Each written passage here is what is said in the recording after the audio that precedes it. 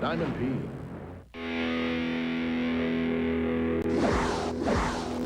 And the funny car is in its most competitive season ever, with 9 different winners. Looking on the outside of this exclusive fraternity and hoping for a change of luck is Cruz Pedregon, the winningest Indy driver of this decade. Another dominant power exists in pro stock, because for the last 5 years, a car from the Warren Johnson Racing stable has taken the Indy crown. But in the wings lurks a rival for the throne in Jim Yates, who has never gotten past the semis in 7 years of trying. And that's just the tip of the story's iceberg at the 43rd running of the biggest drag race of them all, the U.S. Nationals.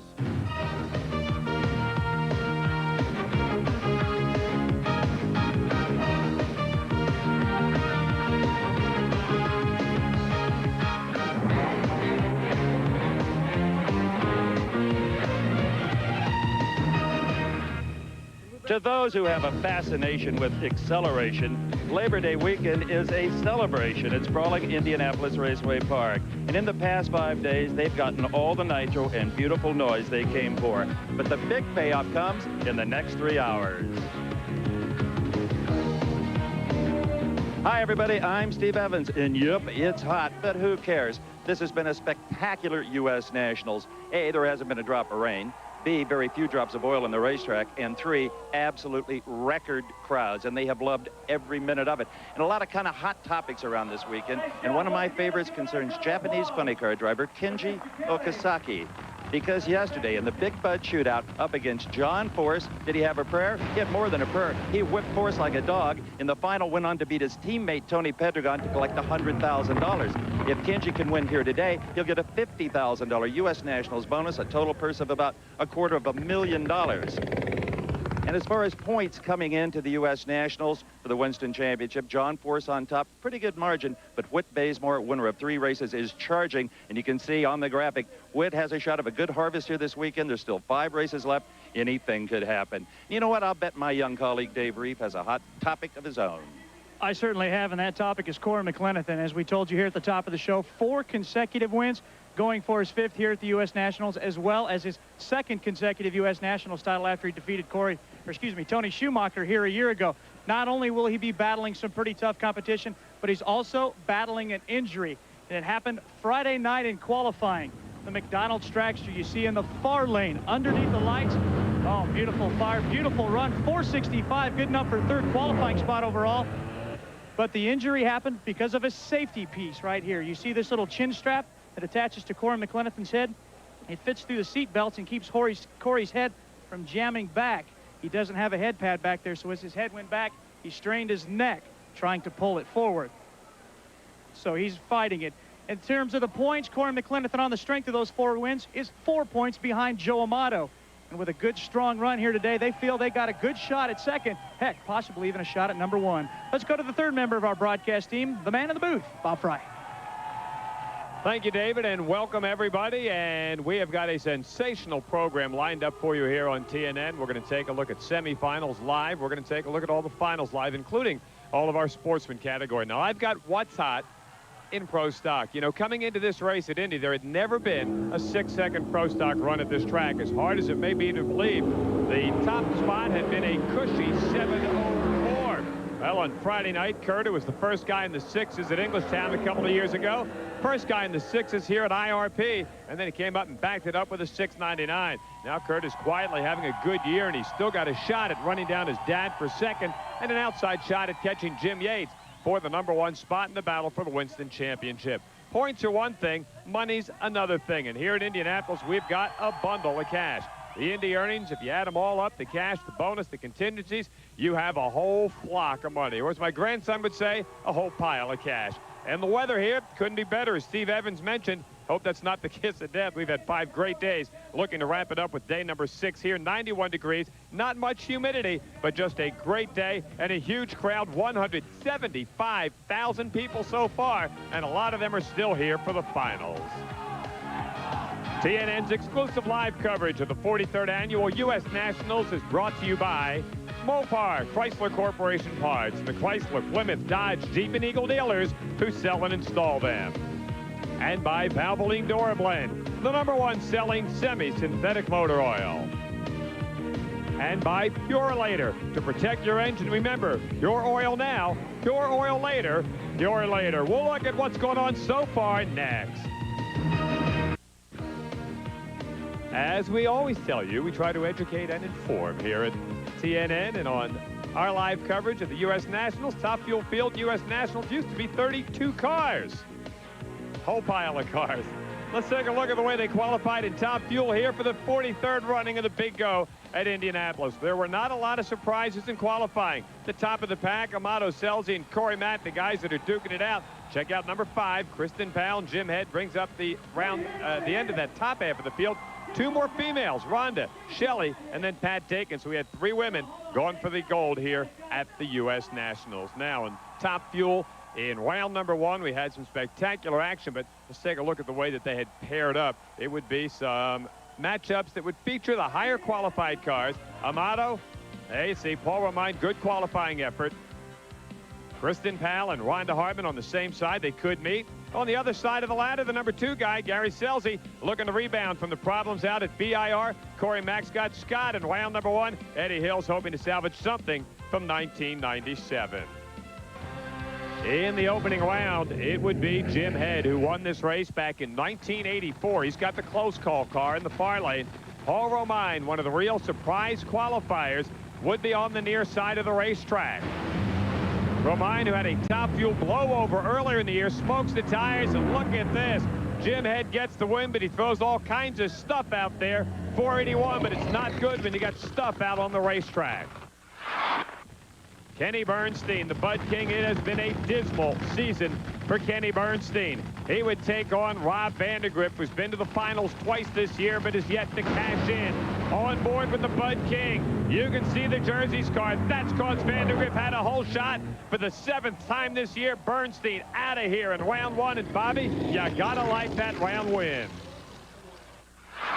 Oh, that's great, you know, for the team, the jerseys car to win around like that. You know, I've messed up a few times this year, and to get one back for the guys, I'm real happy for us. And we knew Kenny was going to be tough. You know, he's a Winston champion. We knew we had to be on our game, and that's just great to go around, too.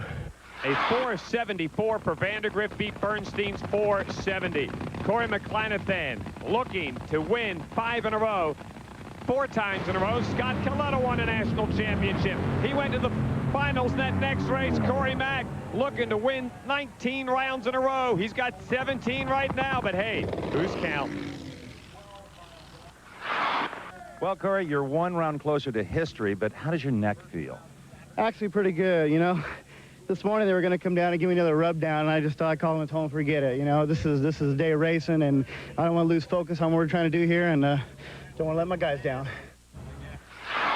He's a tough guy. Nobody loves wusses in Top Fuel drag racing. That's Pat Dakin and the Commercial Metal Machine out of Ohio, a guy that's going figure 8 bus racing in 2 weeks. Hey, well, he's red light right here, and he would have the best seat in the house to watch Joe Amato go 461 at 318 miles an hour. The arithmetic spells trouble for everybody else. You love to go fast, 318, but the elapsed time really counts. That's 61. Wow, on this hot track. Yeah, that's good. That's just, you know, I'm impressed to run a 61 in the heat like this. You know, the track is definitely treacherous. You're seeing guys going out there smoking the tires. We keep trying to take the power out of this Proc Rocket, but hopefully we can keep it going and go 3 more rounds. It's just 1 round at a time. You're walking on eggs. Hey, I told you there were 3 women that made it into round number 1. Dave Reeves got the story about one of them. Without a doubt, Shelly Anderson has spent most of the 1997 season behind the proverbial 8 ball. That's why Larry Myers and crew have brought a brand new combination here to Indy this year, which includes a rebuilt back half to the chassis. Rebuilt from what? Well, you remember that big fiery Englishtown explosion? Boom! Well, this is the frame rails. Larry Myers is trying everything he can to help get the monkey off of Shelly's back. What monkey would that be? Well, Shelly Anderson has never won a round at the U.S. Nationals. In order to do that, she would have to take out Gary Selzy, the number 2 qualifier, the Winston points leader, and a big sentimental favorite to win it all here today. On board with the Texaco Haviland Parts America car, Shelly throws out a great 469, but not good enough to beat Gary Selzy's quicker 463. Well, Shelley, the streak is still intact. You still haven't ever won around here. Yeah, Indy's hard on this Parts America car, but honestly, it's the best run I've made since Houston, so that 469. I think Larry Meyer and the crew are onto something, and maybe this car will win some rounds coming up. Good attitude, girl. Hey, coming up would be Maple Grove, and she's a former champion at that race. Mike Dunn and Kristen Powell, another one of the females that have advanced to run in the quickest top fuel field ever. On board with Mike Dunn, he smokes the tires, and Rhonda Hartman gets the win. It wasn't a brilliant elapsed time, 486, but she goes to round 2, and that's more than Mike Dunn can say.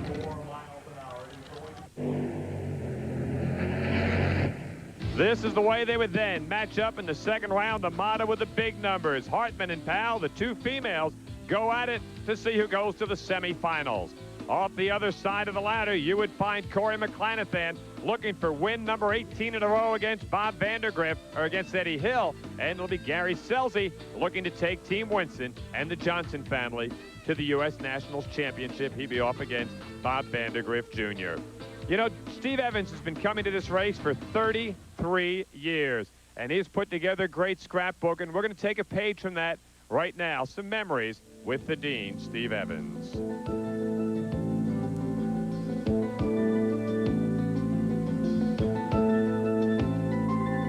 Long before his fame as an IMSA road racer and IndyCar driver, Danny Ungaius was a superb drag racer. One of the Flying Hawaiians' highlights was a U.S. Nationals win in 1969 at the wheel of Mickey Thompson's Mach 1 Mustang, defeating Richard Cerunian and Big John Masmanian's Candy Apple Beauty.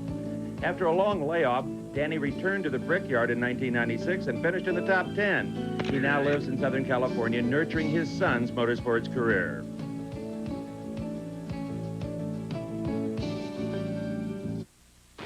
A wise old journalist once dubbed nitro funny cars as Formula Harry, and there really is nothing sane about them. But boy, are they fun to watch.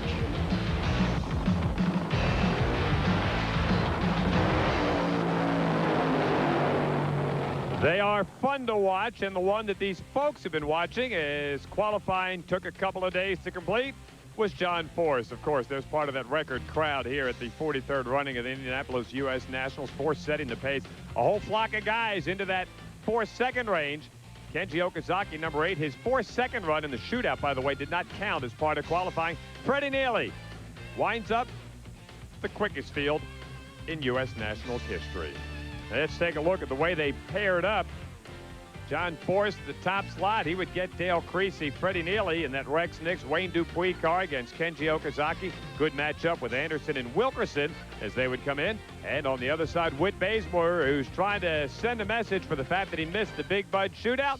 Caps and Tony Pedregon also doing well, and they would have very tough first-round draws. Take a look at some of the things that happened in the opening round. Mark Oswald, who has had a pretty good history here against Ron Capps, who's having a pretty good year. Capps driving the Copenhagen car. That's the In-N-Out Burger machine of former Indy National champion Mark Oswald. Pretty good old drag race till about 600 feet. That's the good news. The bad news, it's a quarter-mile drag race. Ron Capps gets the win, and I could say that Ron was just a little bit nervous going into that opening round. I had butterflies, man. Not only butterflies, I think they're bald eagles in there flying around my stomach. But, man, it got out and it moved around, and Mark Oswald's tough, and you just got to run it through. I'm a funny car driver now, so drive it. Remember, nobody loves a wuss in a funny car. It's kind of the same thing as it is in Top Fuel. Scusa and Whit Bazemore. Dean Scusa, the Matco Tools machine, the king of the long burnouts. Would he be the king of round number 1? I don't think so. Look at Whit Bazemore, a sensational run, and he too is throwing some stuff out on the racetrack, but a great job, and Whit would advance to round 2. Take a look at this from the camera 6, way down at the far end of the racetrack. Here comes the roof hatch, pitched off Whit Bazemore's car. Instant sunroof. What's the sensation inside when that hatch blows? Well, I'd say it's no big deal because it started to flap around half track. I noticed it. You know, it's an old body. We're spending a lot of money trying to chase down John Force for this Winston Championship. We're out here. We made 5 runs last week testing. We're running the thing awfully hard, and it's paying off. So we don't care how much it costs. You know, it'll be a problem we'll worry about in November. There were years he couldn't have said that. Hey, that's because we got a whole pile of money up for grabs. He's a funny car driver. How about a first-time funny car driver? What do you say, Dave Reeve? Dale Creasy Jr. comes into his first U.S. Nationals as the 16th quickest car in the field, but I hardly consider a 5.16 slow. This is the young man in his first Nationals appearance, getting ready for his very first race against that car, the Coyle Federley machine of John Force. Now, John Force has had trouble with the Creasy family here before, and as Dale's chomping at the bit, John Force cannot take this family lightly. Oh, yeah, some fun. Qualify for your first Indy. Look over there. And, hey, at least it's not that green and white Castrol car. It's some black and gold machine. Oh, that's the driver of the year car that John ran 493 in qualifying with. Well, hey, he probably won't duplicate that. He won't run a 93. No, he'll run a 95. All right. Or 502, 307 miles an hour. And John Force gets the win, and Dale Creasy goes home. This will be a good matchup right here. This is the John Costanza Institute of Technology car. Tim Wilkerson against Randy Anderson, who won his first national event right here, 92, in the alcohol category. That's the Parts America machine. You're riding on board. Look at that purple machine go right on down and get the win with a sensational run of 498. How about that for that JCIT car, huh? We knew it had it in it. We've been sneaking up on it all weekend. My crew's been taking this thing apart and putting it back together for 4 or 5 races. We haven't been doing a thing right. My clutch guy's dad died yesterday. It's a pretty emotional day for us. We're without him. Ronnie, God bless you. That runs for you, my friend. Thank you, guys. Pretty intense. So the JCIT guys get the WIN, and they would go to round TWO. Cruz, Densham, the NEC car out of AAA in the far lane. That is a great automobile. It's a 5.0 race car. Cruz Pedregon, who has had a marvelous history here at Indianapolis Raceway Park. Big Red on the top end of the racetrack gets away from Densham, who loses a blower belt, and Cruz Pedregon advances into round number 2. Maybe, just maybe, he could salvage his season right here. Hey, little prayer, never heard. That's Wayne Dupuis as he backs away from Freddie Neely's car. Freddie's going to try to do something nobody could do in the shootout yesterday, and that is stop Kenji Okazaki and Big Jim Dunn's race car. Whoa, hang on, Freddie. Hey, maybe the prayer helped him a little bit right there. Kenji, 527, wasn't pretty, but he did survive to go to round number 2. Here's the way they would advance in that round, a rematch of the shootout from yesterday. Kenji and John Edgels against the JCIT car, and they are HOT. It'll be Bazemore and Cruz. Let's see if Cruz can get the monkey off his back. Caps against Tony Pedregon. It hasn't been a stellar year for Tony either. We'll take a look at them here in just a little bit as the 43rd U.S. Nationals would continue here at Indianapolis. Don't forget, coming up Friday night, TNN Motor Madness. Highlights from your favorite Motor Madness shows. Swamp Buggies, Demo Derbies, Monster Trucks, you name it. You got it. Friday night at 8 p.m. Eastern, right here on TNN. Ron Capps, a year ago, was announced as the driver of the Don Prudhomme funny car. After he struggled at the start of the season, the team has emerged as a winner, and Ronnie is quite a driver. Sonoma, I was numb. You know, in the winner's circle, I thought, man, we did this again. I can't believe it. You know, we qualified second, so I knew it was possible. I'm beating John Force on the whole shot, and just, you know, that was just a great week. And I had my family there. That was our home area, and it could have been better. For me, the satisfaction is Don picking me to drive a funny car when there was a lot more capable guys that were funny car drivers at the time. He put this deal together, and in a way, it was kind of a payback for me, saying maybe he made the right choice. Welcome back, everybody. We're taking a look at Indianapolis Raceway Park, and we're also taking a look at some of the highlights qualifying from early rounds here at the U.S. Nationals. We've seen Top Fuel and Funny Car. Let's take a look at the way they qualified in Pro Stock. You saw that 6-second run by Kurt. Steve Schmidt doing well. Warren wasted a run on Friday and still wound up in the 3 slot. How about B. Gaines and Ron Krischer, 2 guys you may not have heard a lot about. Frank Iaconio is driving for Barry Grant, and the bump spot was David Nickens at a very quick 7.06, but not a record qualifying field like it was in the fuel classes. This is the way they would match up then, based on 1 against 16, 2 against 15, and so on down the line. It would be Kurt Johnson taking on David Nickens in the opening round, Krischer and Iaconio, and it'll be Morgan, who has done very well, once went to 4 final rounds in a row against George Marnell. Off the other side of the ladder, it'll be the 2 guys, Schmidt against the big guy, Larry Nance. boys out of the NBA. Gaines and Bell. Warren's going to try to take on his arch nemesis. Scott Jeffreyon and Troy Coughlin would love to win the U.S. Nationals. And let's take a look at some of the highlights in round number 1. This would be Kurt Johnson in the AC Delco car. David Nickens on the far side, former national champion in the sportsman category. Give credit where credit's due. Kurt Johnson was first off the starting line, and he beats David Nickens by about a car length, 7:05, and KJ looking to go to the winner's circle again. Well, Kurt Johnson was a 6-second qualifier, but Kurt, anybody looking for 6-second runs on this track today may be disappointed. Well, look at our face sweating here. That's what the motor's doing right now in this kind of air, and you just can't run that performance under these heated conditions, and just getting a win like that's what we're looking for today in the AC Delco car. Warren Johnson, former U.S. Nationals champ 4 times, Winston champ 3 times. Scott Jeffreyon and the Dodge boys back on the far side of the racetrack, and watch this. For the 7th time this year, Warren Johnson gets beat on a hole shot. Probably a bigger upset than when he lost to Gene Fashing here in 1983. And Fashing did it on a hole shot just like Scott Jeffreyon did. Scott Jeffreyon came out of this Dodge just dancing. Wouldn't you be? We've been struggling lately, and when you beat the opposing brand, especially this Mopar Dodge, it sure does make me feel good. I want to take this home for my little boy Kyle. He broke his arm 2 days ago and not feeling well. I want him to feel a little better about Dad winning today. And he got it on a hole shot. Thank you, buddy. Love that blue chewing gum. Anyway, that's the 3rd race in a row that Warren has gone out on a hole shot. That's the Ray Vestas car. Larry Morgan, remember, he won once, and then the next 3 years in this decade, he went to the finals. Loves running that Pontiac here at this racetrack. George Marnell on the far side would try to take out Larry Morgan. Pretty good old dogfight at the top end. Larry Morgan gets the win, and he would advance into round number 2. Great matchup coming up in this round. Tell us about it, Dave Reeve.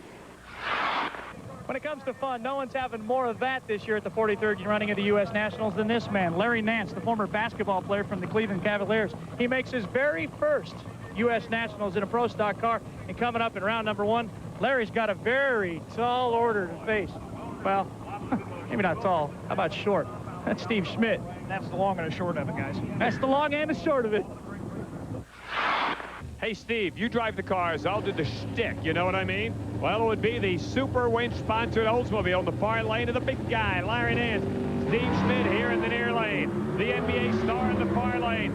Here comes Steve Schmidt right down the lane. Goes behind his back. Slam dunks over top of Larry Nance. Oh, I'm sorry. I always wanted to be an NBA announcer. Hey, Dave, tell us about what's going on with the Slick 50 car. Well, Larry Nance's day is done, but he comes over to congratulate his little buddy, Steve Schmidt. I need a step ladder for him and a hole for you, but great job. Thank you. That's right. You were pleased to qualify, and you gave him some pressure there. Well, I tried to do the best I could. You know, I'm the tallest standing here, but when he get in that car, he's way taller than I am. He's a tough guy, so I really enjoyed the day, and good luck, Steve. Nice kid. He is a nice kid. Hey, I keep messing up like that. I will be working in the NBA. Now, Dave Reeve, tell us about the Slick 50 car. With just minutes to go until Bruce Allen faces Jim Yates, well, the transmission is not exactly in the place you'd expect to see it. It is going back into the car right now where Bruce Allen continues to work on the clutch. Following the warm-up, Bruce wanted to double-check to make sure the clutch was in exactly the right place. Why? He's never won this event and wants it probably more than anybody else out here. So rather than a major thrash, you might just call this a minor tweak.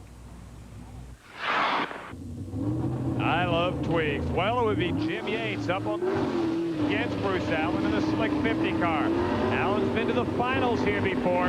Jim Yates trying to pad that lead. He knows that Warren Johnson went out. It was a great run. It was Bruce Allen at the top end, and say goodnight, Jim Yates. For the 2nd time in the last 3 years, Yates out of here in round number 1. So Jim Yates trailing by Bruce Allen. For you, this is Indian no place. Well, I tell you, it's just a bad day for us out here. You know, the crew did a great job, but I just didn't get the clutch out on time on the starting line, I don't figure. But, you know, there's a lot of pressure out here, and sometimes it just gets a handle on you. And Bruce is doing a great job, and he's one of the best guys out here on the starting line. So what can you do? Not a whole lot. And they leave like that. In the interest of fair reporting, that's the first time Yates has lost in round 1 all year. This is the way they'd match up. KJ and Krischer Allen against Larry Morgan. On the other side, there will not be any WJ. There will be a Schmidt against Vieri Gaines. And the Dodge boy hanging in there against the gun-out driver had to be Mike Thomas, who took out Troy Coughlin in the opening round. Well, Corey McClanathan has been doing just a wonderful job here for the last 2 months. The dominant car. 3-for-3 sweep on the Western swing. And, of course, they won out there in Brainerd, too. Corey Mack is on a roll. That was awesome. I mean, that Winston car is awful strong. Alan Johnson does a great job tuning it. Gary Selzy does an equal job driving it. But I think we needed just a little bit more to prove that we wanted to win that Western swing. And we were only 1 round away. And to do it on a hole shot, for me, that was even better. A couple of races I red lighted once, which is the first time in 4 years, gave one away that way. One race I was late, ended up running side by side, but if I'd left my normal time, we would have won. And in both those cases, that would have taken you to that next round. That's what I call being unlucky at times. So consequently, it's just been one of those years that we just haven't got the left foot going with the right foot at the same time. It's been one way or the other opposite. We saw that bad luck streak continue, and Indianapolis is not the place you want to get beat on a hole shot. The 43rd annual U.S. Nationals. We're live here on TNN, and we're going to set things up and take a look at round number 2 of Top Fuel Eliminator. There were some very good matchups, and there had been some upsets in the opening round, so you had to expect that maybe some of the higher qualified cars would stroll into the semifinals. Well, we're going to find out if indeed that would be the case. Eddie Hill, who has had just a dismal season, would be next up as he would try to stop the Chicago Bulls of Top Fuel right now. Corey McClanathan is on a proverbial roll. Eddie Hill would give him a shot for about 9 feet. Corey Mack with another sensational run as he gets the win, 468, 313. Let's go now to David Reeve. Remember when Rhonda Hartman won in round number 1 while oiling down the racetrack? Well, there might have been some concern about this independent team not being able to make it back for round number 2, but I can tell you it's going to be no problem. This was the problem. This is a piston where the piston ring has failed, allowing the oil to backside back into the oil pan. From there, it went right out of the puke tank and onto the racetrack. But the good news is they've got 8 brand new pistons, which means for the first time in 43 runnings of the U.S. Nationals, we will have an all-female race as Rhonda Hartman gets set to race Kristen Powell.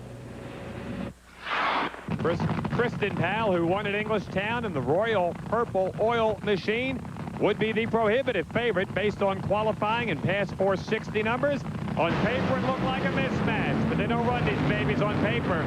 They run them on television. Rhonda Hartman gets the win, 486, and she would go to the semifinals here at the U.S. Nationals. This is amazing for us that this is our first time going past second round and not being sponsored and having to change, you know, parts, pistons, and everything. We didn't have to change motors, luckily, but we got it together, and the crew did a dynamic job. 486 at 301. Really? Wow. It felt really great. It was smooth. I didn't see her. I didn't know what happened to her, but I'll take the win. That's great. We started with 3 women, and now there's just 1. Rhonda Hartman has won twice as many rounds today as she had all year long coming into Indy.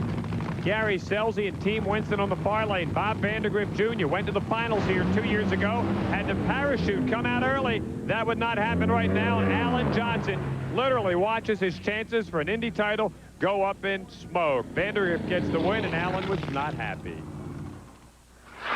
Alan, the U.S. Nationals comes to a close. What's the emotion like now? Well, you know, I mean, we needed to win this race, and you know, we failed to do that, so we got to suck it up and go to the next one. With Gary Selzy out of the way, that would open the doors for this guy, Joe Amato, who ran that spectacular number in the opening round. He's been over 318. He's been flirting with the 450s right here. He would flirt with tire smoke. He wouldn't flirt with it. He'd basically marry it. Jim Head gets the win, 481, 295 miles an hour, and Jim Head is one happy guy. If you don't, you should know that Jim Head is a great friend of Alan Johnson. They just went out and you took care of Amato, and that's big for them. Yeah, that's for sure. I really want Alan to win, and we're pleased to beat Joe Amato. There's no question about it. We saw Al smoke the tires. We backed off on the clutch, and it looks like it paid off. It did. Jim Head in his second semifinal of the year. Let's take a look at the way they would match up going into the semis. it would be Jim Head and Rhonda Hartman. Hey, what a surprise. They haven't met this season. Well, they've met in the pits, and they kind of like to go out and have dinner once in a while, but haven't met on the racetrack. And on the other side of the ladder, Vandergriff and Corey McClenathan. And look at that, Corey Mack up 3 games to 1 in this best of 5 series. We got some trouble down there in the pit area. Let's go down and get more on that with Dave Reeve. Indeed we do. This is live pictures. Rhonda Hartman getting ready to warm up her race car. The problem is with the cannon. That's the piece that sits between the bell housing and the rear end. The cannon is what engages the clutch. It will not slide forward and engage the clutch. They think they have the problem fixed right now, but they are running out of time before this semifinal round. Just now getting ready to warm the car. Bob? Will be very interesting, and stick around. We'll find out if indeed Rhonda Hartman, her husband John Smith, her dad Virgil can all get back for the semifinals. Earlier this week, the draw auction here. This quilt drew $20,000. John Forrest bought it. He'll display it at his museum. We'll display more action from Indy when we come back next. Welcome back, everybody, to our live coverage here on TNN of the 43rd running of the U.S. Nationals. It's brought to you by Peerless Faucet, the do-it-for-yourself faucet. And they're doing funny things in the grandstands up there. Here at Indianapolis, a record crowd, 175,200 for the weekend, if you want to be exact. We're going to take a look now at round number 2 of funny car action. Could John Forrest rebound from that stunning upset yesterday? Can Ron Capps continue to power his way towards a sensational year in Don Prudhomme's car? And could Tony Pedregon maybe win another race? Tony Pedregon this year has lost 9 times in round number 2. Did I say 9 times? I meant 10 times. Ron Capps gets the win with a brilliant 5:07 to Tony's losing 5:14. Ron Capps, you thought you were beat. I sure did. Tony Pedregon, as far as I'm concerned, is the best out here at leaving. You left a little too soon. Well, that's all right. I mean, if you're not trying once in a while, I'm telling you, he's tough. And when you go up there, it's mano a mano, and it brings out the best in you. It's like racing Forrest, and he's tough. And, hey, we'll take it any way we can get it. Take a 5:07, too. Oh, that's tough. That's tough. Well, it was mano a mano. Pedregon got a Redo Lido. Let's go to Dave Reeve, and he talks to that happy guy with the JCIT car. For the second time in 2 years, Tim Wilkerson finds himself in round number 2 here at the U.S. Nationals. That's pretty good for a 2-year nitro driver here, but it hasn't come easy. They're a man short in the demand flow camp this weekend. That's because the clutch man, Ron Boyd, lost his father last night. He is not with them. In his place is Gary Kennedy from Australia. So it's with a heavy heart they race into round number 2, trying to duplicate that 498 and move on for the first time into the semis. Gary Kennedy has been around fuel cars for a while, so they're going to get some good help from him. That would be Wilkerson in the near lane and Chuck Edgels in the Kendall GT1 Super Winch Dodge Avenger. It's been a 5-0 race car all weekend long. He would probably need a 5-0 if he wanted to take out Wilkerson. Oh, baby. Wilkerson gets the win as he goes 5:02 to a 5:08. Let's go down to the far end and Steve Evans. After not the best of days in the Big Bud shootout, John Forrest was looking forward to a good night's sleep. Well, about midnight, the fire alarms went off in his hotel. The entire place had to be evacuated, including John. But suddenly, John bolted back in to get something. It wasn't his helmet or his fire suit. It was the quilt that he had bought for $20,000 at the Draw charity auction. Some things are just not replaceable. And John next up meets Kenji Okazaki, and today is Austin Coyle's birthday. What would you like for your present? I think an Oscar would be really nice. That's the trophy NHRA gives for the U.S. Nationals. Good luck. Thank you. I thought he meant Oscar Mayer. We could have handled that.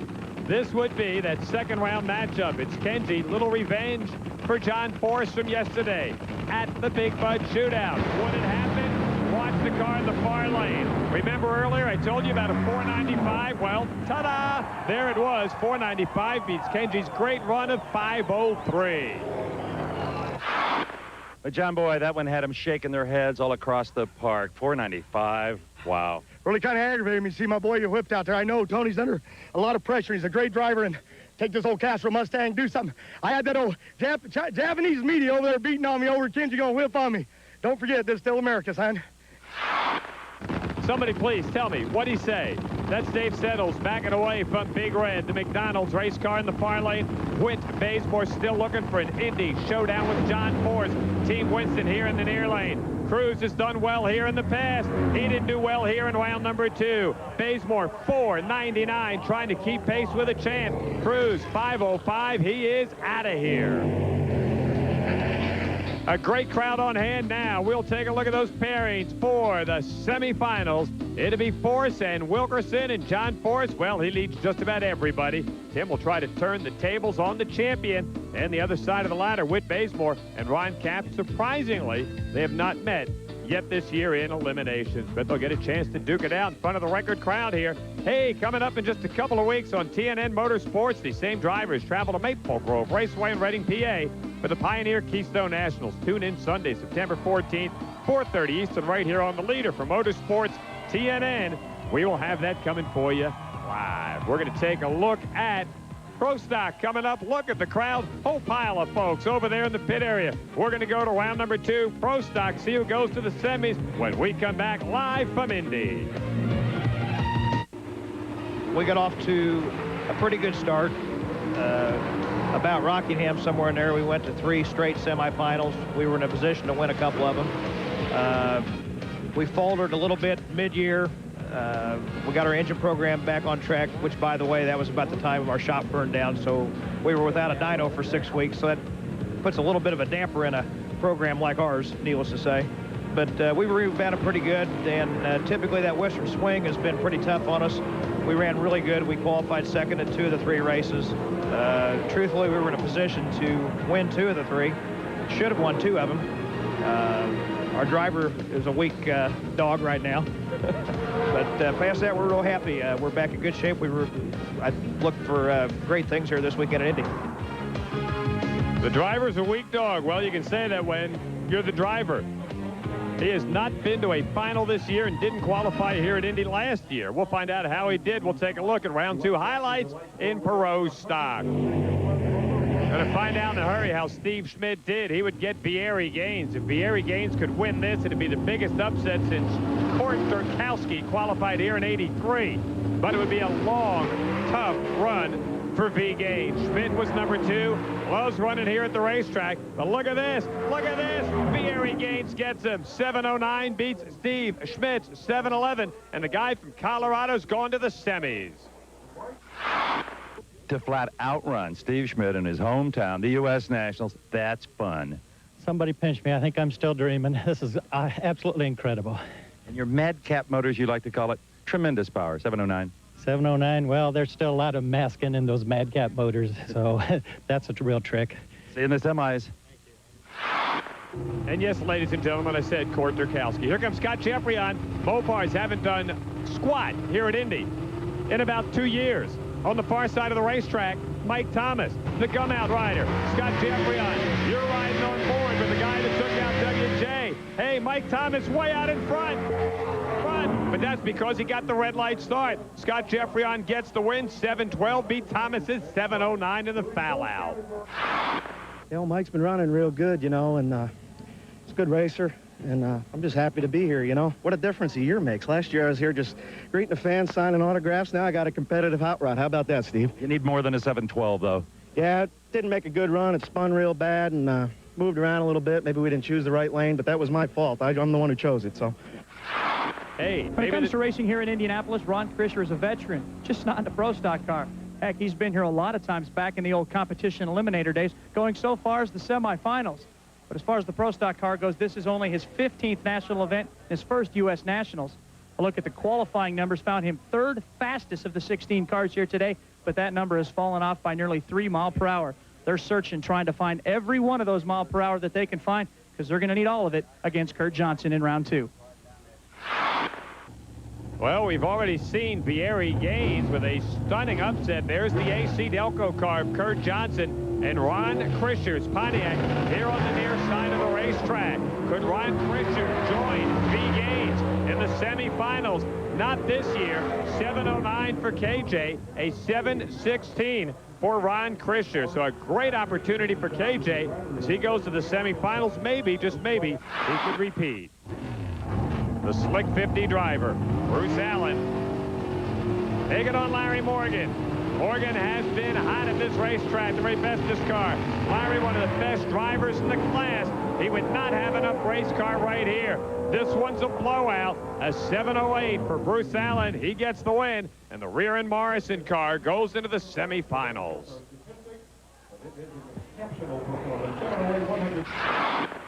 Best run we've made this weekend, I think, under the conditions. I was tickled. 7:08, you should be. Oh, that was great. Yeah, thank you. Lane choice could be huge, too, especially to a guy who's never won here at Indy. Here's the way they will match up in semifinals. KJ and Bruce Allen. KJ so far pitching a shutout here against the Slick 50 driver. And V. Gaines, well, he and Scott Jeffreyon have not met at all on the racetrack here this season. Should be some fun. And in that one, pretty even matchup based on their performances. In our never-ending quest to inform and entertain, did you know Herb McCandless came out on top of the 32-car field driving for Sox and Martin? You do now. Ladies and gentlemen, start your engines. I always wanted to say that. Well, they didn't start their engines, but they pumped that water up a little bit. Indianapolis Raceway Park is just down the road from the Indianapolis Motor Speedway. Ladies and gentlemen, semifinal. Pro Stock Eliminators, V. Gaines and Scott Jeffreyon. I'm not sure if Dave Reese down in that starting line area. David, what's it look like down there traction-wise on the starting line? Well, it's pretty darn slick down here. In fact, that's what most of these teams have been complaining about. It's the tire spin that's been going on. For Barry Gaines, he's having a dream weekend down here. Scott Jeffreyon, they're going to try to better their 60-foot time, slow down that tire spin so they can try to run a 10. It's going to be a whale of a race, Steve Evans. You know what they say, you live by the hole shot, you die by the hole shot, and that has been the story of Scott Jeffreyon throughout eliminations here at the U.S. Nationals.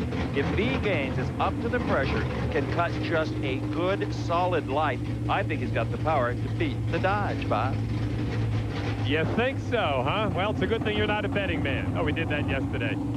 Barry Gaines, who runs the Madcap Racing engines out of Colorado, his shop in the shadows of Coors Field. He has got a Dick Maskin motor, a little tweaking from the guys back at Madcap. He also has a car that runs in Comp Eliminator. Craig Hankinson, little pat on the fender there to send his boy, Scott Jeffreyon, into battle. He's won once already this year.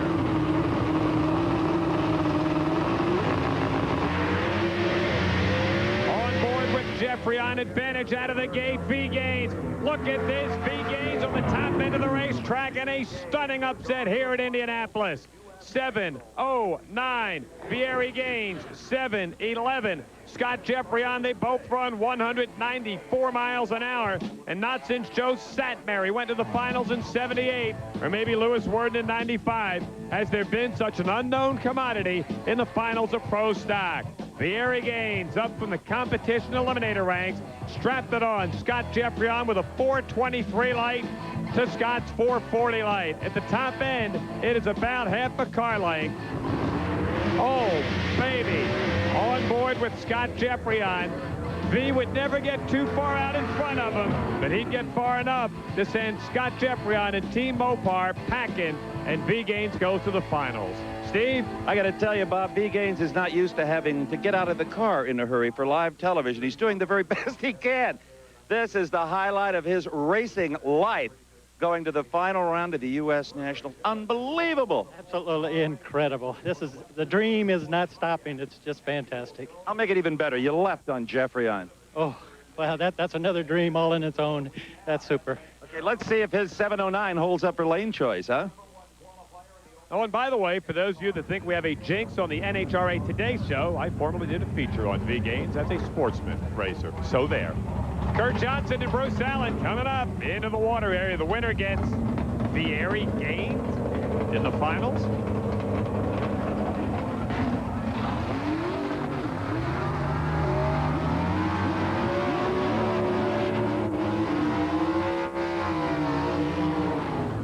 Out of the David Rear and Buddy Morrison Racing Stable, this is the driver of the Slick 50 team. Bruce Allen and Kurt Johnson in the AC Delco car looking to go back-to-back here at Indy. What's it look like down there in the starting line for the Slick 50 guys, David? They think they got a chance?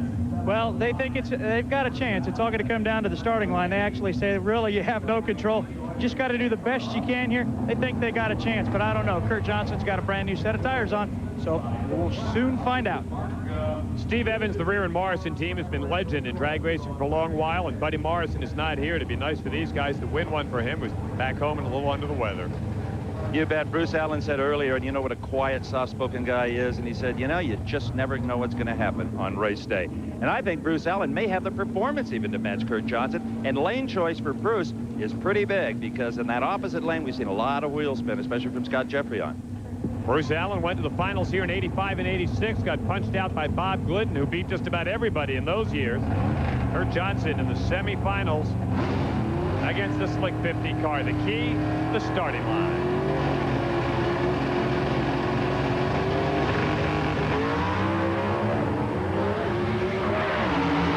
Kurt Johnson tattooed Bruce Allen out of the gate, and he gets the win with a brilliant 7:04. 195 to a 7:07. KJ had 300s in the bank right on the starting line, and for the second consecutive year, the AC Delco car and Kurt Johnson goes into the championship round. Last time KJ lost here, the semis in '95, when he had to go in the tank against his father. A little bit of tire spin. They're out of the gate. They had identical times for 60 feet.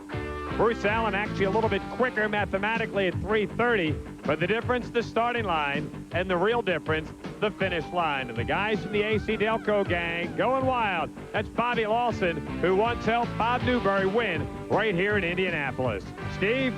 That was one tough project up there against Bruce Allen, but you were up to it with a 7:04. You tattooed him, as Bob said, on the starting line. Good deal. You know, Bruce has been tough. He's chasing me down in the points. Been a good driver. Just glad to be here with the AC Delco Pontiac. Come to Indy 2 years in a row and go to the finals, a feat in itself. You know, qualifying here is just a feat in itself. How much impact and input will your father have going into this final? He owns this thing. And he pays the bills on it. He can do anything he wants. That's right. Dad could tell him not to show up if he wants, but don't bet on that happening. KJ's on a roll, folks. V Gaines and Kurt Johnson in the finals. You got to like Kurt Johnson's chances as he goes into the finals. If you like the underdogs, how about Vieri Gaines? Everybody named Vieri, please stand up and wave at the camera. Whoa, what are the odds? Didn't know we had that many folks named Vieri here in Indianapolis.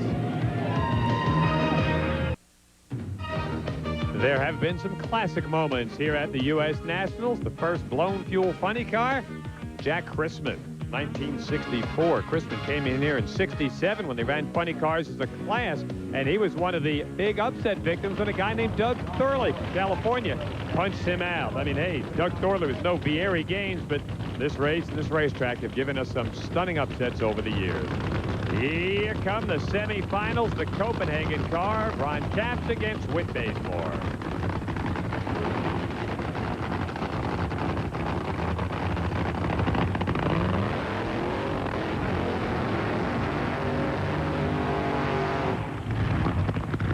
These are your number 2 and 3 qualifiers, a couple of 490 shooters, Steve, and the way I look at it, really nothing to choose between the two.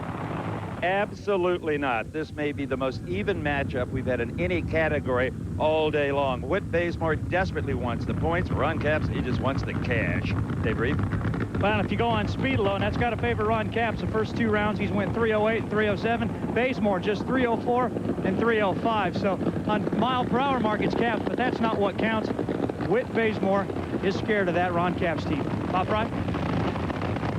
It's interesting you say that, because I was talking with Whit yesterday as we were doing the live Big Bud shootout, and he says now that he goes to the starting line expecting to win every race. He said, I think I have got the baddest hot rod in the park, and if somebody's going to beat me, they're going to have to earn it. Unlike when Whit came here in 1994, qualified for the field and was so broke, he could not come back and even answer the bell for round number 1. That is Roland Leong.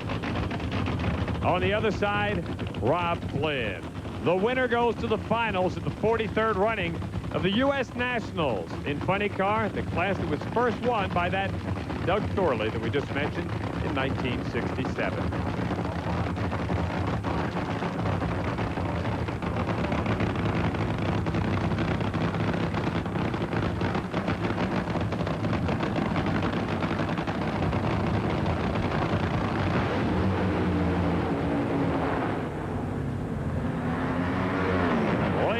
gentlemen, Whit Bazemore throws another 499 out to take out Ron Capps. 305, a great old drag race. 306 Whit, 305 Capps.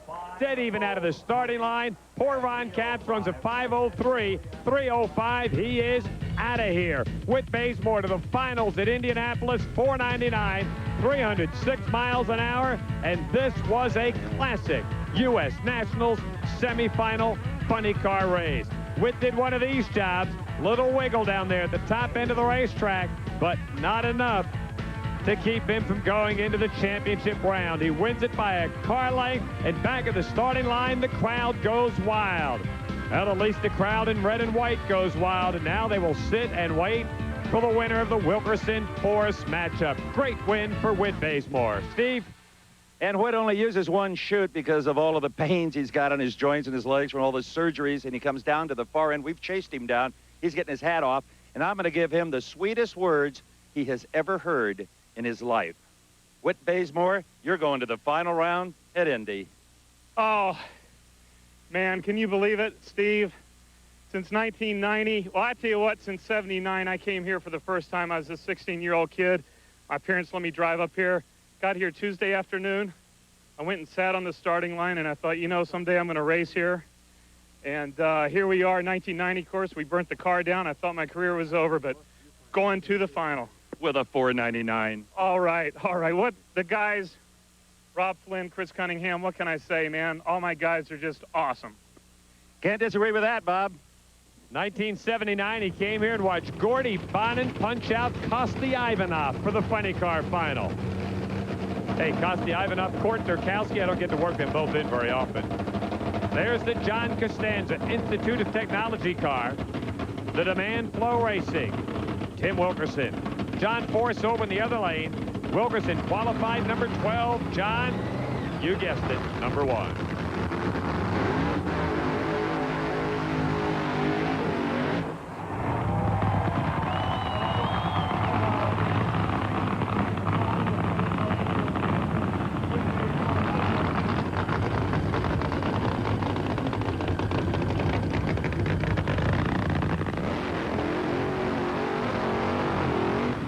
Steve Wilkerson has run well to this point. The black car of John Force, half his runs have been brilliant. The other half have been up in smoke. Which car is going to show up this round? Well, last evening I enjoyed dinner with Austin Coyle and his wife Lisa, and Lisa and I spent the whole time trying to cheer him up.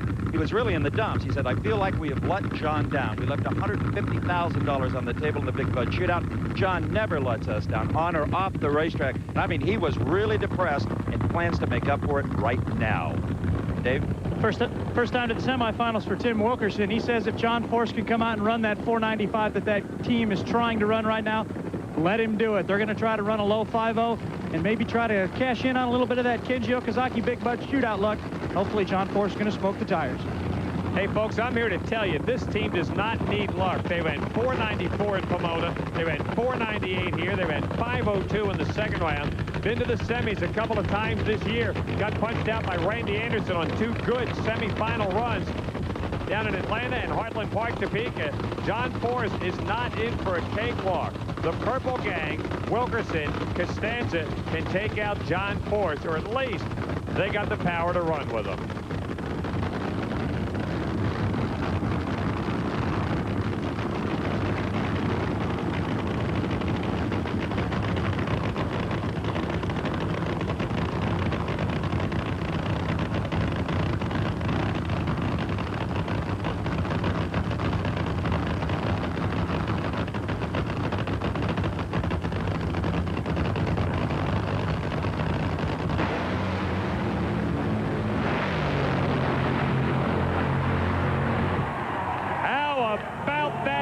Wilkerson.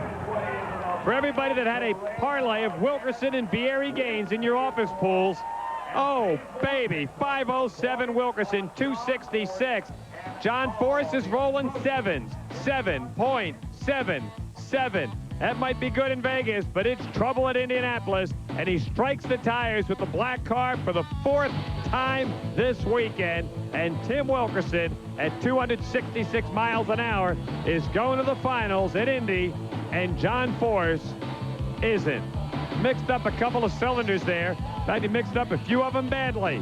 But it's 5:07 way out in front of John Force. And the John Costanza guys, the Demand Flow Racing team, going to demand a little bit more in the championship round. Steve Evans.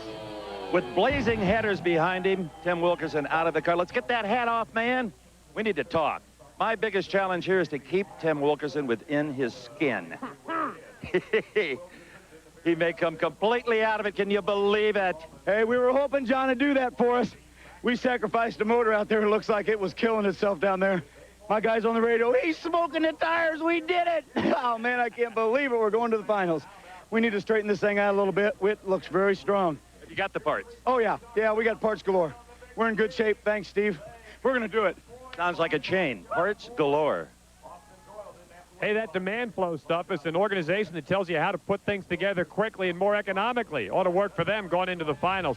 Bazemore and Wilkerson dead even this year. The one that wins number 2, it'll be the biggest win of his career. Should be some great final round action. Bazemore would be the prohibitive favorite. He's about a 1/10 of a second quicker here during the course of the day. But as I mentioned, when Wilkerson came to the line against Forrest, this baby can run. It's a 4.9 race car, and they're going to give Whit Bazemore all he can handle in the championship round. Sensational finals here. That's what Indianapolis is all about. We got a record crowd on hand here, about 175,000 folks for the weekend, and another record crowd here today. And they're going to see some dynamite final round action. V. Gaines, Tim Wilkerson, Whit Bazemore, Kurt Johnson. We know that they are in final rounds already. We've already narrowed down the finals in our Federal Mogul categories. We'll see those championship runs a little bit later on. Let's go back to Steve Evans with John Force. John, it's not been the Indy you counted on or dreamed of. Well, actually, the car's running real good. Driver of the Year car, the Action Collectible, as we call it, is going home to the museum to go to bed. And I'm going to bring my green and white Castro Mustangs back to Maple Grove, Tony and I. And, hey, he's a good kid. He ran good. Let's see if he can get old Bazemore in the final. That's what John would like to see. Bazemore down, Bob. Plug those sponsors, but he certainly didn't do it with the ebullience that he did earlier in the day. Well, we'll be back with more racing action from Indianapolis Raceway Park after a little Did You Know? Hey, qualifying number 1 here at Indy might not be all it's cracked up to be. Beck and Gwynn, the only guys to win from the pole. Top Fuel's next. Top Fuel Eliminator, just your everyday, ordinary, run-of-the-mill V8 street machine, minus the nitro and about 5,000 horsepower.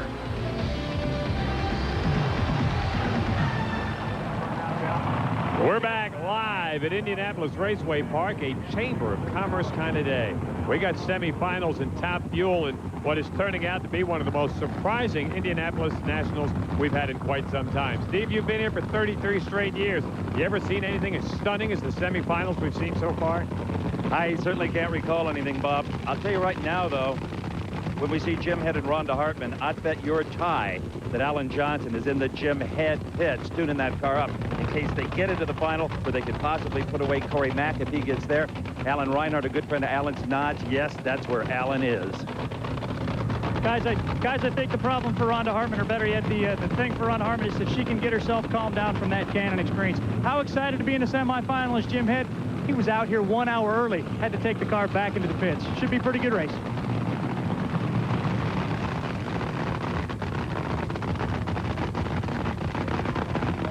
The winner goes to the finals in the biggest race of them all.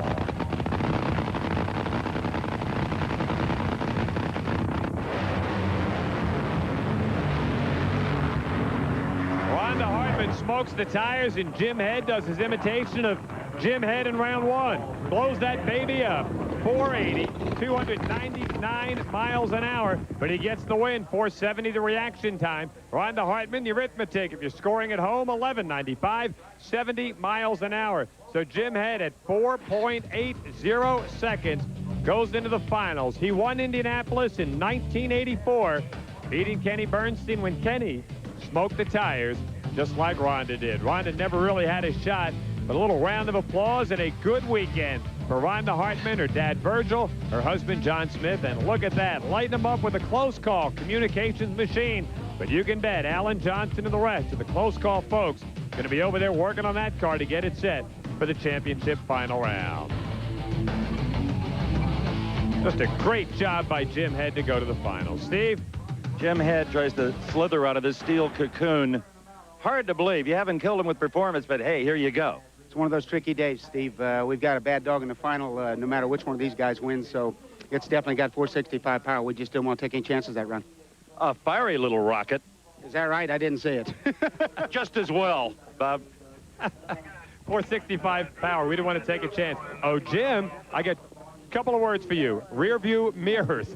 Hey, everybody's watching this race here live, and for the folks at home on usnationals.com, they told me that yesterday they had over 1 million hits on the website for the U.S. Nationals. usnationals.com, everything you wanted to know and all the highlights and everything. In fact, they're also carrying the PA guys live on the usnationals.com. Let's go down to the starting line with Dave Reap and a surprise guest. Well, Steve Evans, you were right on the mark. Alan Johnson is down here. I don't know, though. You probably don't want to take too much credit for that, do you? Well, you know, he's had trouble smoking the tires in the middle of the racetrack, and I'm going to try and help him fix it, but trying to do that in the middle of eliminations is pretty tough because, you know, you can't throw anything any runs away. So I would go back there and look at it again, see if we can help him out some more and give him a shot at winning a final. Now, obviously, you know this combination. You worked with him last year, late in the year. Yeah, it's just, you know, two different cars, and if you don't sit with the thing all the time, every run, you have a hard time, you know, knowing a history and knowing exactly how he got into the problem where he's at. So, hey, we might fix it, we might not. You never know. Looks like Team Winston's heading for a close call. He helped Jim Head last year, right here after the tragedy with Blaine. Came back and took Jim Head to the semis. Now, Jim Head's in the finals.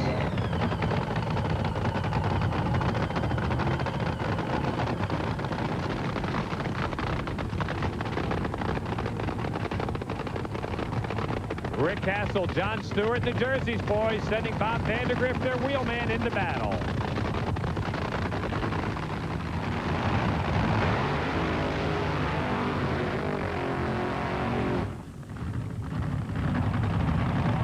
And a good run out of the water area. Heat those tires up here. Steve Evans, what are you thinking about this one? Can Corey keep on keeping on? What's impressed me with Corey Mack this weekend is his mental discipline. Even though there's a lot of pressure from us and all the media here, can you do it? Can you make history? Can you win 5 races in a row? Corey has honestly been able to put that out of his mind and concentrate one round at a time. But Bob Vandergrift has never driven better in his life. Witness the the second round. So, hey, I'm not going to bet you tie on this one, but... Well, you already own my tie. Last time Corey Mack lost, second round, Sears Craftsman Nationals, back in St. Louis, Illinois. Seems like it was sometime back in the Reagan administration.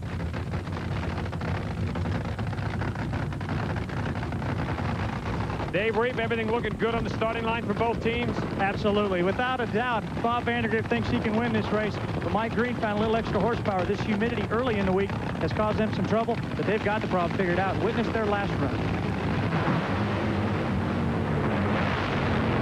Corey McClanathan's going to the finals. Vandergrift blows it up off the starting line. Corey Mack with a brilliant 477, 300 miles an hour. Vandergrift skies to a 676, 116 miles an hour. Corey was first off the starting line, and he never looked back. He is now tied Scott Coletta with 19 straight round wins. He can break the record and make a big statement here at Indy if he can win the finals. Vandergrift got about as far down the racetrack as he did 2 years ago when his chute came out, only this time the parts come out. Corey McClanathan with a 77, 300 miles an hour. Not awe-inspiring, but good enough to get him into the finals, and maybe more importantly, good enough to give him lane choice. Steve?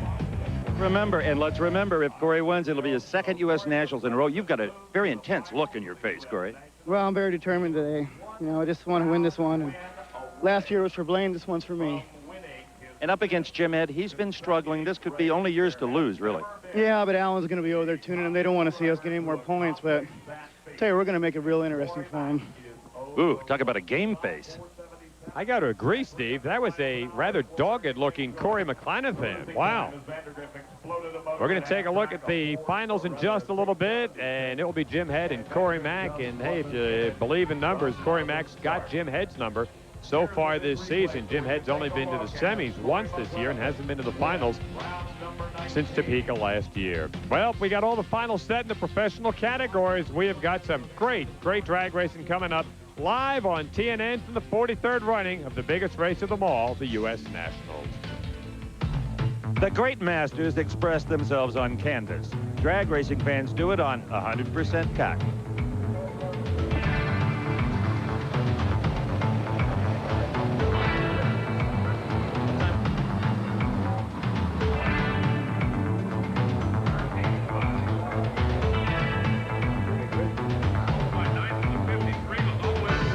In their case, the T stands for Thunder Shirts.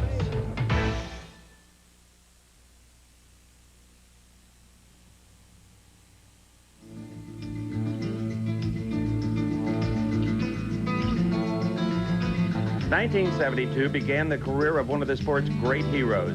Licensed just 1 week before in his home state of Washington, Gary Beck drove and wrenched his top fueler to a shocking Indy victory over Jerry Ruth in the final. To some, it was, oh yeah, who'd he beat? Due to a rift in the sport, many major players, including Don Garlits, were in Tulsa. But the next year, Top Fuel again unified. Beck defended his crown, dropping Carl Olson in the final and hitting Indy's first 5-second ET. Gary also won the U.S. Nationals in '83 and scored 2 Winston titles. He's now very content with his life and job as construction superintendent for a SoCal home builder. Primarily a NASCAR motor with 2 Those are really neat pieces, and Gary Beck won the race in '72, won it again in '73. You know, there have only been 2 other riders besides Gary Beck to win back-to-back in Top Fuel. Don Prudhomme did it, and Big Daddy Don Garlits did it. So now, Corey Mack's got a chance for a little bit of history. He could win 5 races in a row, and he could join some pretty big names in the sport of drag racing as the only guys to win back-to-back Indy Top Fuel victories. It should be great. Now, over the weekend, we had a lot of races up for grabs and a lot of cash. We had the Wax Shop Pro Bike Dash, and we had the Big Bud Shootout. If you missed it, first of all, shame on you, and we're going to give you a chance to recap it right here. David Schultz in the far lane, who has won 6 Winston championships. He's won Indy. He's won everything. Well, not quite. He has not won the Wax Shop Pro Bike Dash. He would take on Matt Hines, who won the Dash last year in his rookie season. They were the 2 dominant bikes through qualifying. Dave Schultz knew that he had a pretty good rider in the other lane. He would stage, he would leave, he would foul out. He told me later he would almost have had to have a perfect light to beat Matt Hines. Matt Hines runs a 7:41, 177 miles an hour to win his 2nd consecutive Wax Shop Pro Bike Dash, and he might have a chance to double up here today. Whoa, there he is, Byron Hines. It's about as giddy as you're going to see him. 15 grand for the winner yesterday in the Dash. Earlier today, we told you that Kenji Okazaki won the Big Bud Shootout, so it's not like a big surprise, but we didn't tell you exactly how he did it. He was driving for Big Jim Dunn in the far lane, Tony Pedregon to the near side in the Castrol GTX car. Earlier, Kenji took out Force. Here, he took out Tony, and he wins 100 large as he picks up the Big Bud Shootout. Way to go to Jim and Diane Dunn. Next year, we get a chance to do this all over again. There are not a whole lot of changes to the 1998 schedule. It all begins in Pomona with the Chief Auto Parts Winter Nationals. Lone Star Nationals back for the 2nd time down in Dallas, Texas. The only real addition, May 28th through the 31st, we'll go to Chicago. Actually, it'll be right in Joliet, Illinois. Then the Western Swing back here to Indianapolis for the 44th running of the U.S. Nationals. And we will wrap up the 2nd week in November with the Winston Finals in Pomona next year as the 1998 schedule again with 22 national events, and the Winston Invitational will also be on the calendar for 1998. Well, we told you we have a lot of great racing activity going on here, and over 1 million folks have already punched up the website, usnationals.com. They've done a great job with that. We appreciate all the folks at National Dragster and all the folks from GoRacing.com. For the entire month of August, race fans all over the world have been enjoying the U.S. Nationals website, and this is their command center in Park Star at the starting line. And Roger Falcione of GoRacing.com, what's happening here? Thank you, Steve. There's quite a bit going on right now. In fact, we're updating all the results as they're happening online. We're actually showing videos as well. One other thing that I can tell you right now, we're broadcasting live across the world on the internet. And it's been popular all month. Extremely popular. In fact, through yesterday, even before the finals, we had over 6 million hits already. That's terrific. Let's go back to Bob Fry, who still thinks a website is where spiders hang out. www.boyamireallystupid.com. Somebody out there, help me, please. Got some great racing activity coming up again here on TNN. Don't forget tonight, the points battle for the ASA moves to Minneapolis. It's the Miller 300. Don't miss it tonight at 7:30 right here on your leader for motorsports, TNN, the Nashville Network. Our Mopar high performers here at the 43rd running of the Indy Nationals, V. Gaines and Tim Wilkerson. A couple of guys looking for their first ever national event wins in the pro categories, and no place better to do it than the U.S. Nationals. Mopar high performers, little tip of the cap to V. Gaines and Tim Wilkerson. Steve Evans has another page out of his scrapbook, and when we take a look at this, a little bit of nostalgia, we'll come back with more live racing action from the U.S. Nationals at Indianapolis Raceway Park.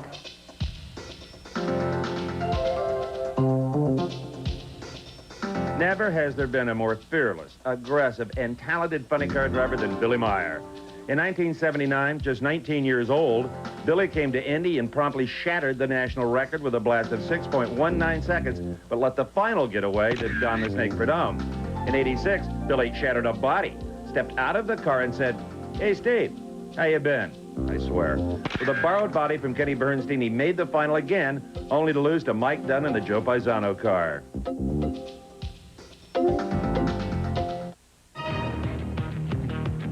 I always feel like Batman and the Riddler when those little question marks come up. Jim Bernard had a great year here back in 1991, doubled up, won the Indy Nationals and the Wax Shop Pro Bike Dash. Matt Hines still alive with a shot to do that, and he's the only guy. Everybody thinks he's going to do that stand-up. Wow, how about that? A lot of Matt Hines fans here today as we get set to take a look at some of the pro stock motorcycle action here at Indianapolis Raceway Park. We're going to take a look at some semi-final action here in the pro stock bike category. And this would be the matchup between Angel Sealing on the far lane out of that Close Call Communications Racing stable and Matt Hines, who is still unbeaten on the weekend.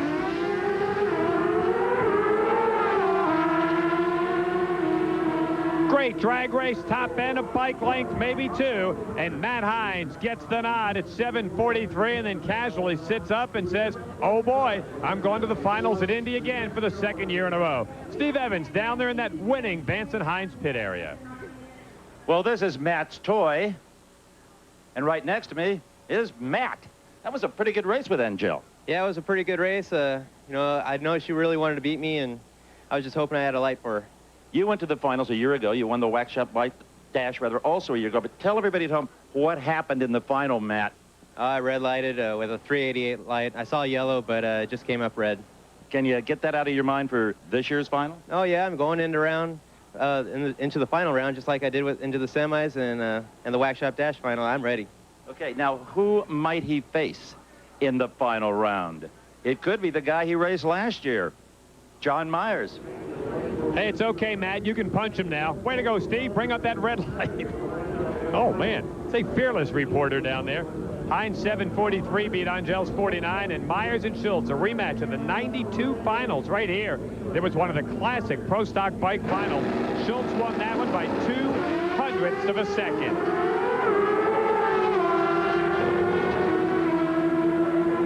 Dave Schultz would not win this one as the Close Call gang goes 1 for 2 in the semis.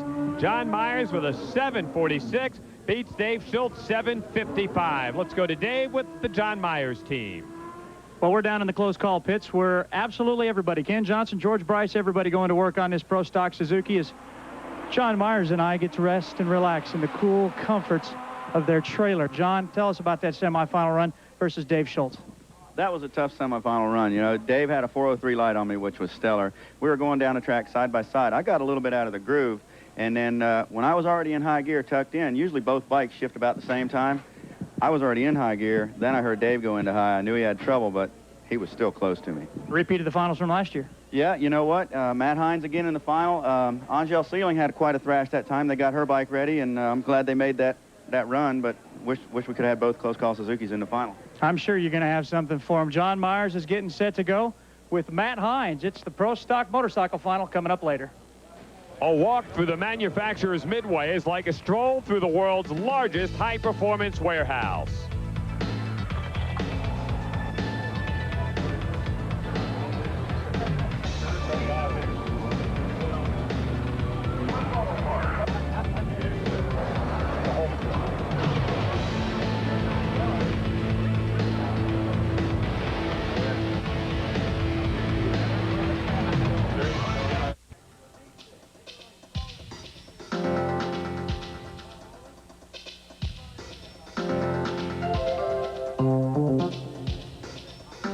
The 1982 Top Fuel final wasn't scripted by a Hollywood screenwriter, but was later borrowed by one.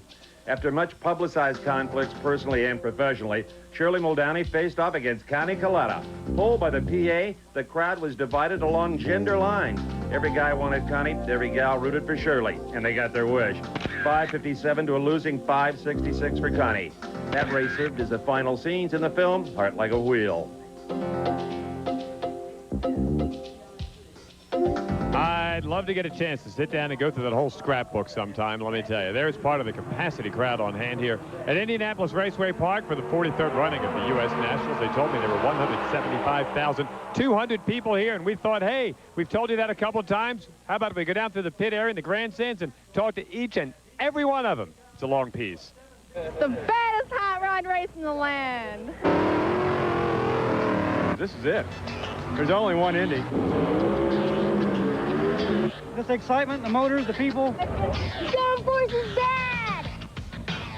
We've been coming for 25 years. The drag racing, what else? It's the greatest sport in the world. The noise, the speed. It's all good. There ain't a bad seat in this place. This is my first time. Twice. We were here before the big crowd. That's just absolutely fantastic. The sights, the sounds, the drivers. What do you think? Can you hear it in the background? Because it rocks. The smell even, like, quick high. It's my 15th year down here. We love it. To watch the thing go. Just get you pumped up. Oh, I love it. It's the greatest thing on earth. I'll be back every year.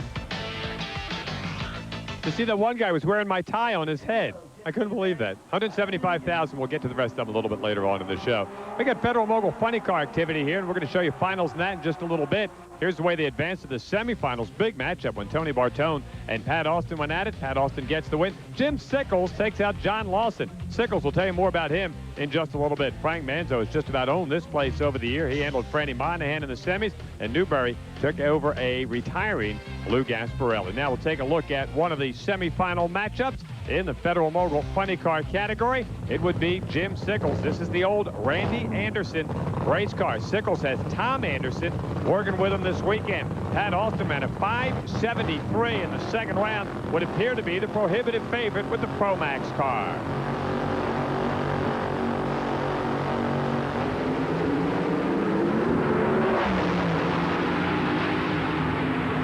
Well, so much for the prohibitive favorite. Jim Sickles takes out the 5-time Indy champion, and Jim Sickles goes to the finals. Steve, who is Jim Sickles? Well, Jim Sickles is from Caledonia, New York. That's Western New York. He's only been alcohol funny car racing for 2 years. Come here, Jim. I just met him, as a matter of fact. Can you describe this? Yeah, we're doing all right here. We started out here about 6 weeks ago with Tommy here, and he's got all the guys wrenching here pretty hard, and seems to be coming together. You were not intimidated by Pat Austin, that's for sure. No, we knew he was going to step up there, and of course Tommy stepped it up a little bit here this past round. We've been sort of chasing a few things, and it all come together. The Tommy he's talking about is our old buddy Tom Anderson of Al Hoffman fame, later with the Snakes car. You're doing this as kind of a vacation, really, for fun of it. Yeah, something like that. We're having a great time, and I've never run an alcohol car before, but it seems like we're getting a handle on it, you know. Good luck in the final. Thanks. We always can use a little luck. We'd rather be lucky than good anyway, you know. It's always worked for me and Bob Fry. Okay, now who is Jim Sickles going to race in the final of Federal Mogul Funny Car? Here you go. Yeah, I've been real lucky this week. I had Bruce Litton in the office pool. Bob Newberry, who has won this race before and has dominated this race before. He would take on Frank Manzo and the Kendall GT1 car. That's Newberry in the Keystone Automotive Key Parts machine. He's out of upstate New York. Manzo, this is like a good old Division I Federal Mogul shootout.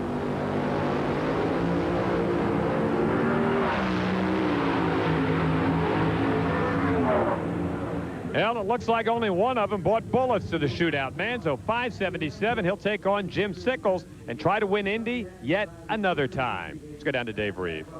Bob, Division I shootout is right. Frank, you love to race, Bob. That's just good, fun stuff.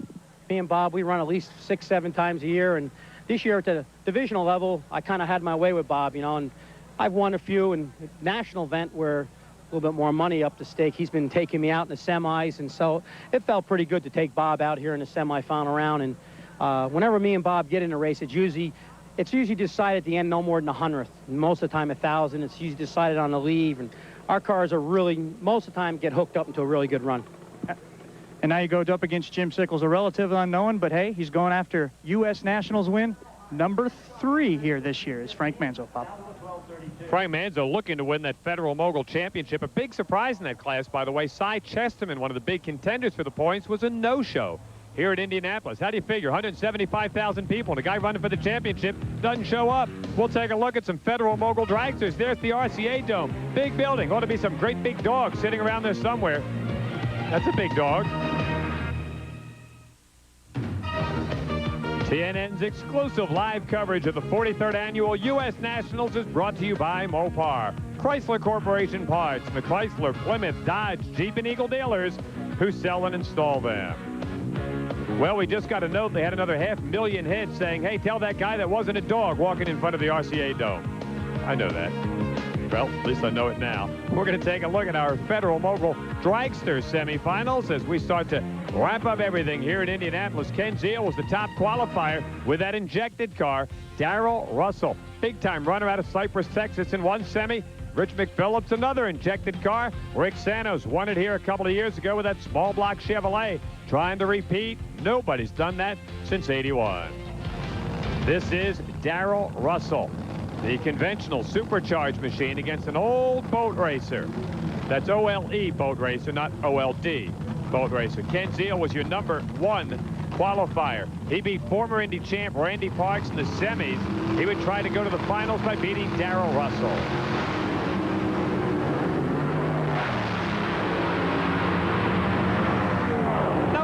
Russell gets the win. He goes to the finals with a great 5.61, 250 miles an hour. And Steve, Darrell Russell wishes he could have started the season about June. The first half was terrible for these guys.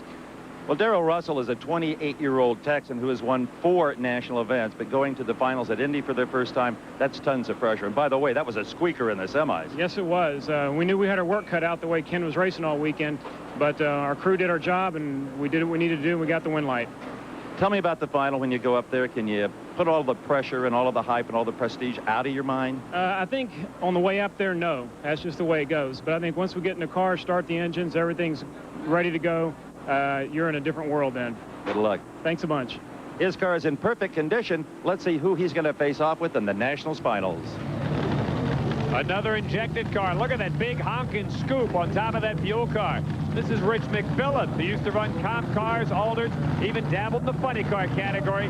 He would take on Rick Santos, former U.S. Nationals champ and Seattle champion.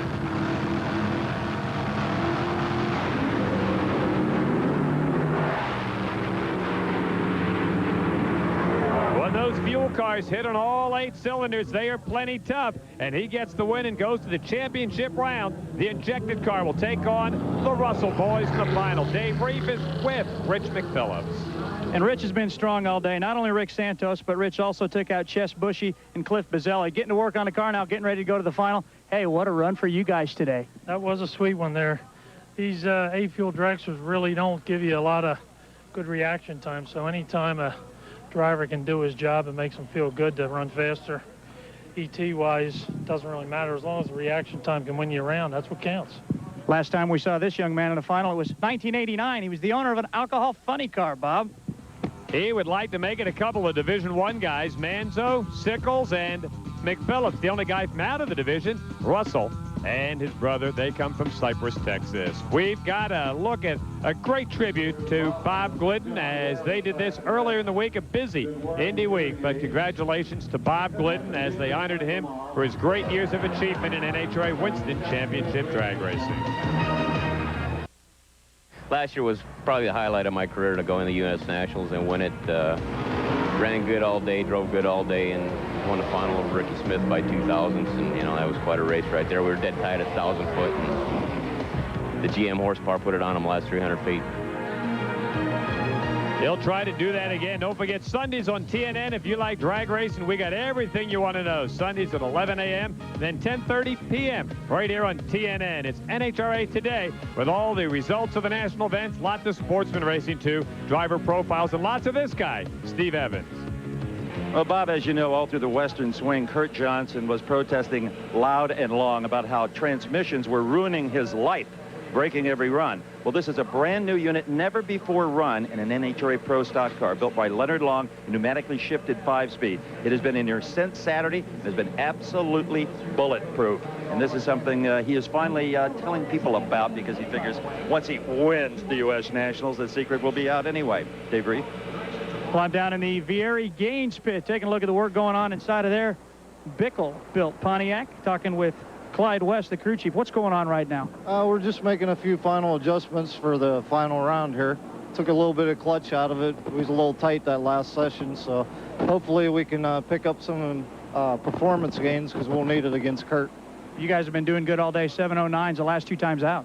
Yeah, consistent, but we need to pick up a little bit to beat Kurt. He's pretty good.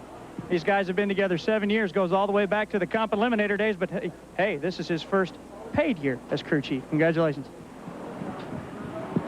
Hey, nothing like paying somebody, huh? Well, we're getting set for all the finals right here on TNN from Indianapolis Raceway Park. There is a bundle of stuff, a whole pile of stuff to see here at Indy. New cars, old cars, even a couple nostalgia cars, but no 78 Dodge Aspens. In some forms of motorsports, nostalgia can mean slow and pretty boring. There's none of either in drag racing's heritage.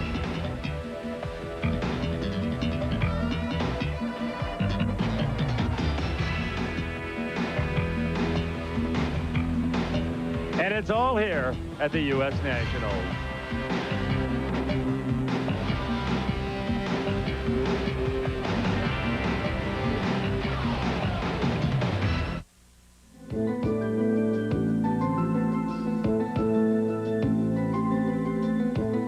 The first ever Big Buzz shootout was one of the best ever. Canadian Frank Hawley, driving the fabled Chi-Town Hustler of Austin Coyle, beat Don the Snake Prudhomme in the then $25,000 final round. Not qualified, the Bud King Kenny Bernstein did color commentary on the TV show and cheered Hawley in victory circle, even though Coyle's only sponsor was Old Style Beer, a Chicago brew. The crew wore the hats, but balked at the offer of a cold Budweiser for the photo session.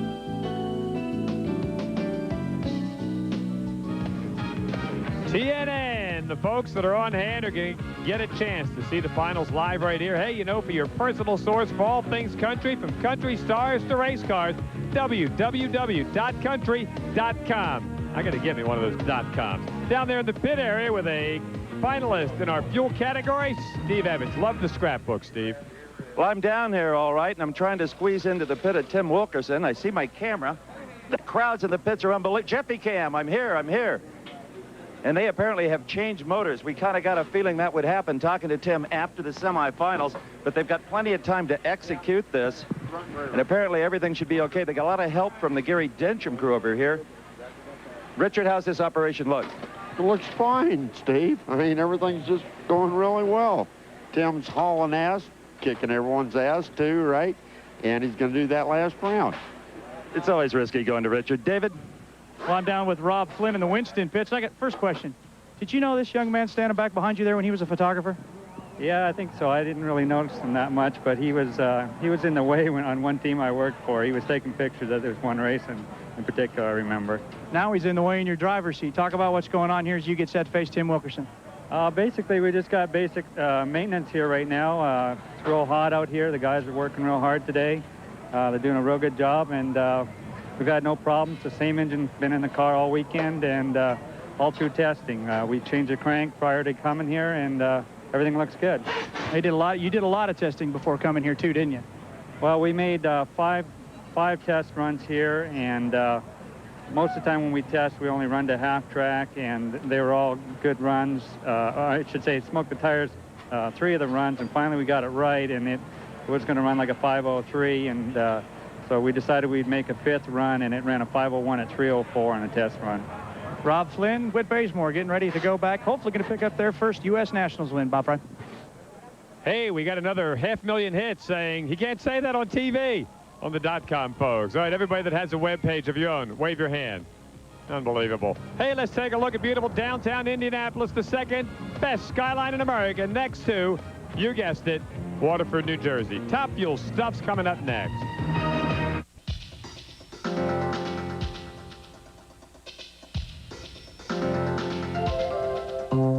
1974 was the year of who in Top Fuel at the U.S. Nationals?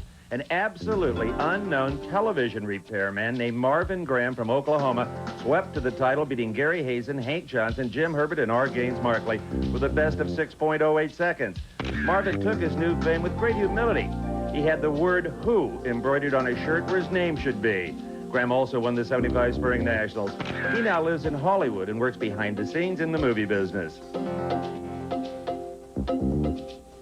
You think sometime they might have shirts saying Vieri, who?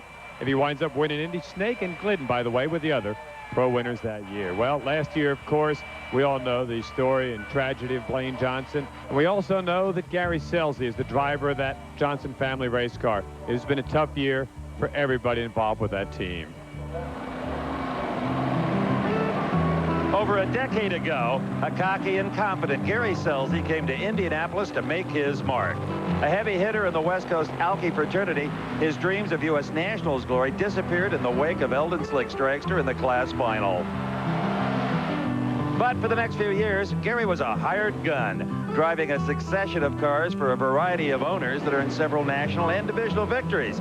But he still was regarded as a California phenomenon. Last summer, Gary was working in his family business and trying to put together a Top Fuel ride when fate intervened with a call from Alan Johnson. And I thought, wow, I wonder, maybe I ought to give him a call and see if he wants to drive my car. Because I knew he was a good driver. He was a friend of mine. I liked his personality and his driving style, you know, the way his emotion and his competitiveness. And so I gave him a call, and it didn't take long for him to answer. But after struggling with a warm-up fiasco his first time in the car at the team's headquarters, Gary called his wife amid some doubts about the shoes he would have to fill. I said, Julia, I feel like I've been spanked by my father. I was intimidated. There was so many things to do. That motor's pounding behind you. You can't talk. You've got to use eye contact and hand signals. And I was intimidated. And I thought to myself, you know, maybe I can't do this. I mean, it was tough.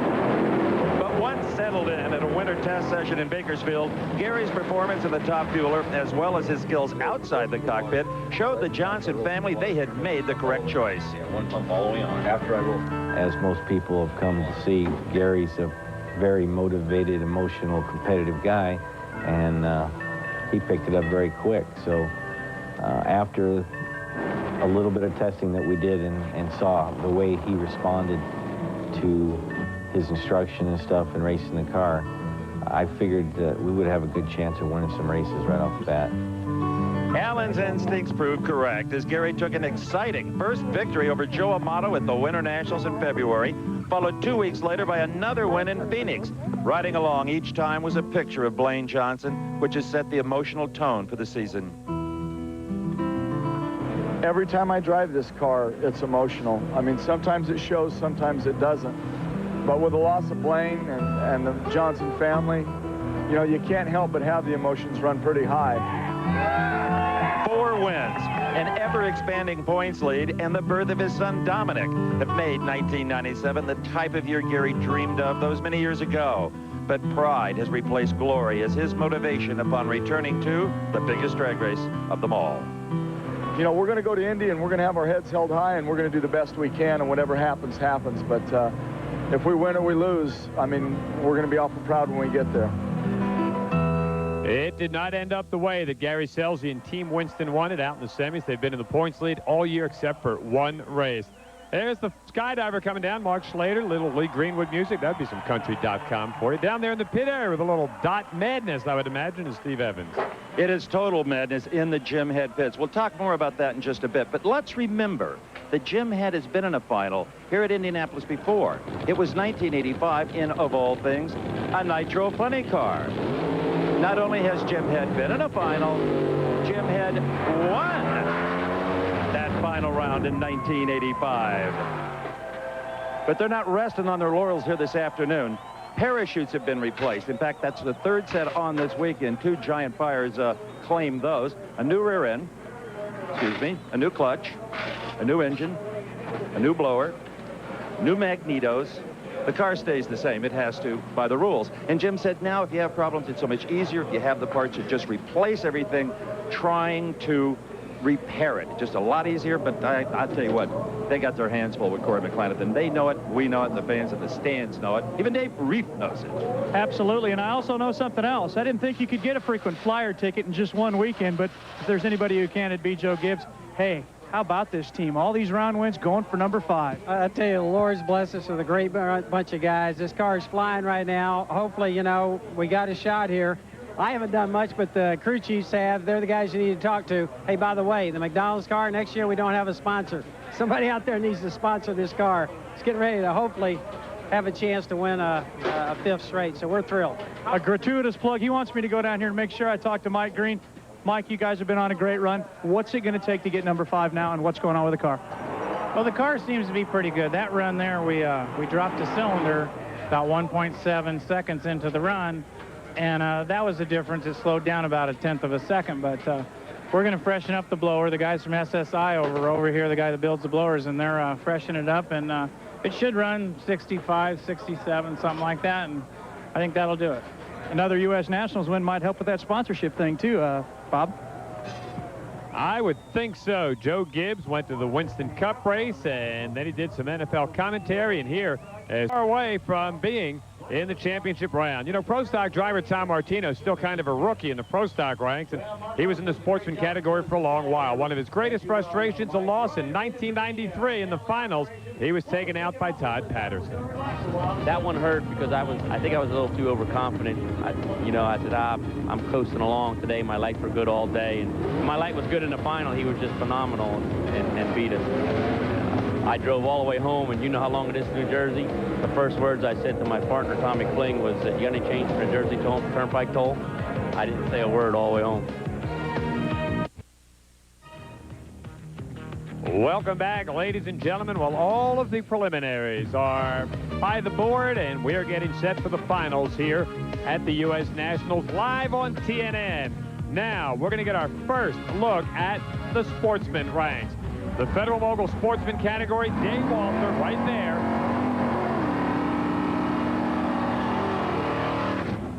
And Scotty Richardson, who is your reigning stock eliminator champion, will be in the other lane. Walter right there has never won a national event. He has not even been to the finals at a national event. Scotty Richardson to challenge the reigning Federal Mogul stock eliminator champ, looking to go back-to-back as U.S. national champion. 128 cars and trucks started out. These are the 2 survivors.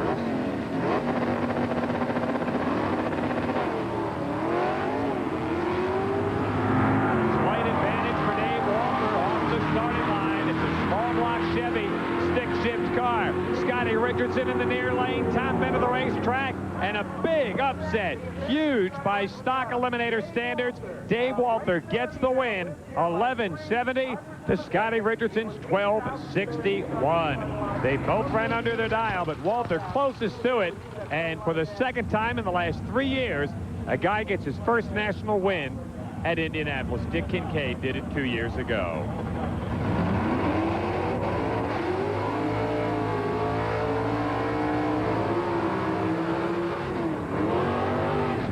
Super stock eliminator now. You got to be 1960 or newer. Slight modifications. It's a handicap start. You'll see in this one about a 1-light advantage. There are 83 different classes of cars and trucks. That's Jack Sutton, the mechanic out of Jessup, Georgia. Punched them all out down at Houston earlier this year. And Herbie Knoll from South Carolina in the near lane. He has never won. Hey, Herbie, we're seeing a pattern develop here today. Guys that have never won doing it. Can he pick up his first ever here at Indy? Yes, he can. Oh, baby. 2 wins, 2 first-timers. 2 guys get their first win at Indianapolis. Congratulations to 32-year-old Herbert Knoll. Wow.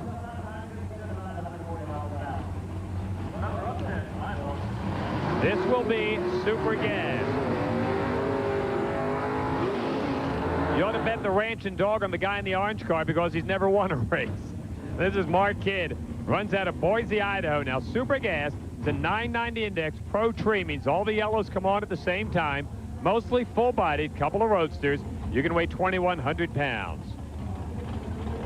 That is John Pavey from Kokomo, Indiana. Has never won. Hey, you might as well chalk this one up right away. Mark Kidd won in Phoenix last year, a great runner in the Federal Mogul Division Racers out of Division 6.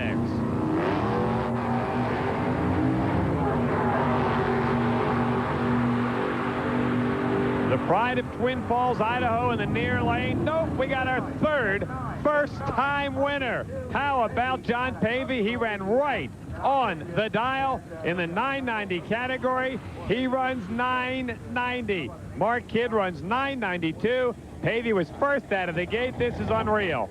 3 winners who have never won a national event before, all getting their first, all right here at Indy.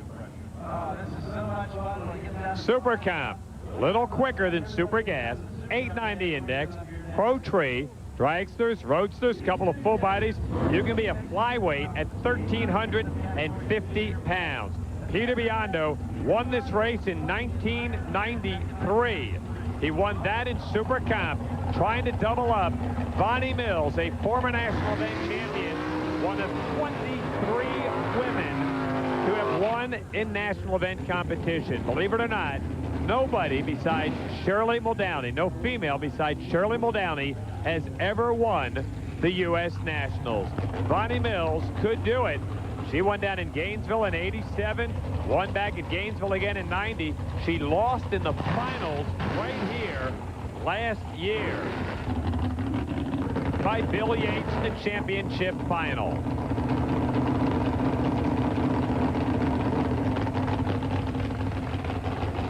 Well, the way this thing's gone, Bonnie might be a mortal lock to win this race. She ran way under the index last year, ran out by a 10th. Guarantee it won't happen here. Oh, and it's a red light start for Bonnie Mills. So a tough break, and Peter Biondo goes 888 under the index, but the guy that is the reigning Superstock world champion gets the win and stops Bonnie Mills. And ironically, Bonnie Mills ran right on the dial at 890. We got more live finals from Indianapolis coming up right here on your source for motorsports, the Nashville Network. All right, sports fans, time to test your drag racing knowledge. When he won that thing, they gave him like a car or an El Camino or something like that in 1959 and 1960. Ohio George then went on to fame with gas supercharged cars and the first successful turbocharged entry in NHRA drag racing history. And the crowd goes wild for Ohio George Montgomery.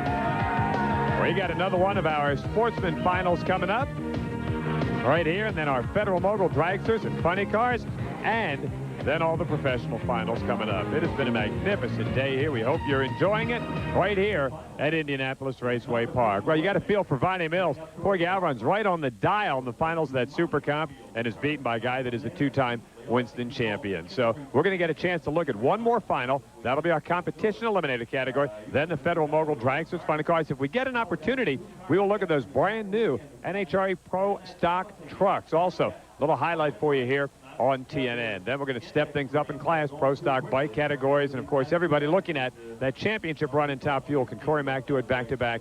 Can he win the 5th? And he's starting to make a real surge in the points. And also KJ now starting to close in the gap on both his dad and Jim Yates in the battle for the championship. Steve Evans, this thing ain't over yet. It ain't over yet, Bob Fry. And you were talking about Ohio George Montgomery, and he did indeed, for that victory, get a new car, actually a truck, an El Camino. He has got it to this day and still has the lettering U.S. Nationals winners on the door. I have never seen a 3-hour television show go by so fast. We've only got about 40 minutes left, and folks, it is jam-packed with action. The sportsman categories are fascinating. They're absolutely perfectly matched in every other final round. I wouldn't bet on a single one of them. Dave Reef, he doesn't bet on anything anyway. Well, I haven't got enough money to do any betting, and I haven't been here 33 years like you, Steve. This is my second. This is the most unbelievable thing I've ever seen. I cannot wait for next year. I think the thing that's worthy of mentioning the most is who's not in this thing. Where's the Bernsteins? Where's the Forces? It's surely been an exciting year, Bob Fry.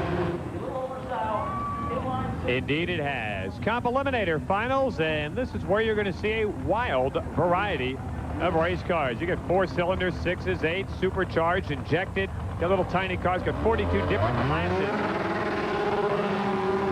Heavily modified engines, handicap start, and you can run these puppies as quickly as you want to the other end of the racetrack. Now it's going to be Steve Ambrose and Todd France. Todd's out of Louisville, Kentucky. That's a look at Steve Ambrose right there. That is the Ambrose, Argenta, and Putman race car. Very strong runner. Finished number 5 in the NHRA Winston Championship points last year, and a guy that is a former U.S. Nationals champion. Todd France went to the finals down in Virginia earlier this season. So this is a V6 dragster, 262 cubic inches. That's an inline 6-cylinder. They actually have some heads on this, believe it or not. They were made by Alan Johnson. It's a plenty trick piece. Steve Ambrose won this thing back in 1988. Outstanding runner, and Todd France has never been to the finals at Indy before. Now this is a handicap start, only about a 1 light shot. Advantage goes to the inline 6.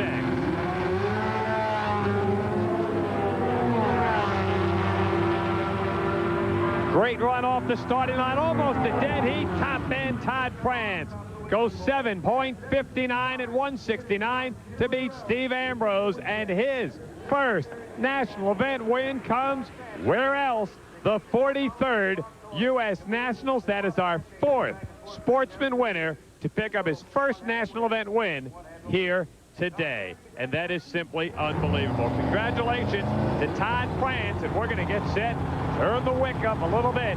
Here come the Federal Mogul funny cars.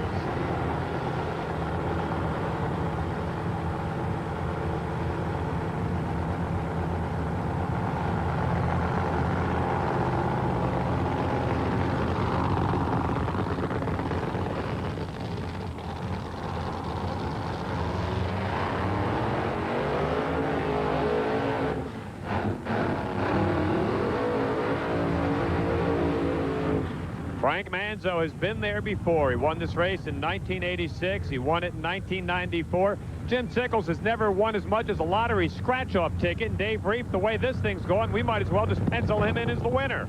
Pencil in Jim Sickles? I don't know. They've been riding on a cloud all weekend. Frank Manzo's been having problems. Every time they go down the racetrack, they seem to blow the blower belt off. They can keep it on. No problem. It's all Frank Manzo. Good job, though, Jim Sickles. Steve?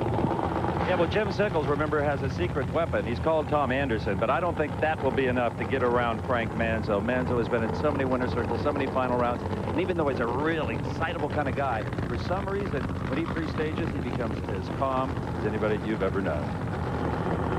Tom Anderson went to the finals at Indy in 1983, lost to Kenny Bernstein in the fuel category. Jim Sickles has something on his side, boys. It's fate. I said it yesterday in the finals of the Big Bud Shootout. 4 first-time winners so far. I'm telling you, fate is riding on the side of Jim Sickles. Frank Manzo, the Kendall GT1 car. John Glade, his crew chief, his wife Michelle, as good as they come, but fate is riding in the near lane.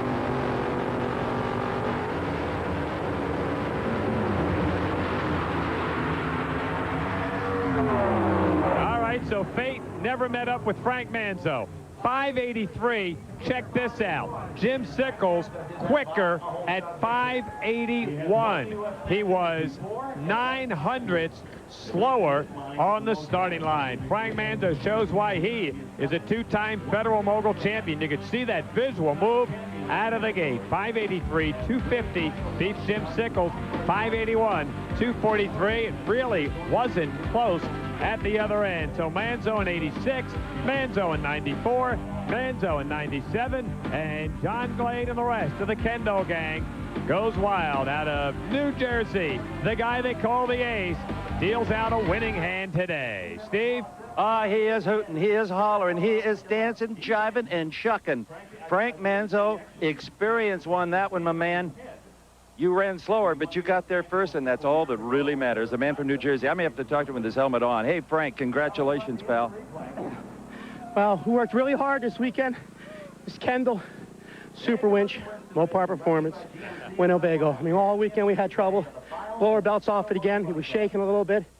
Like my father told me, if you want something bad enough, you got to go take it. Not wait for it to happen. That's what I did. And that quick right foot put him in the U.S. Nationals winner's circle. Stay with us, everybody. When we come back, we're going to pick up the pace a little bit more. The long, skinny things called Federal Mogul Alcohol Dragsters.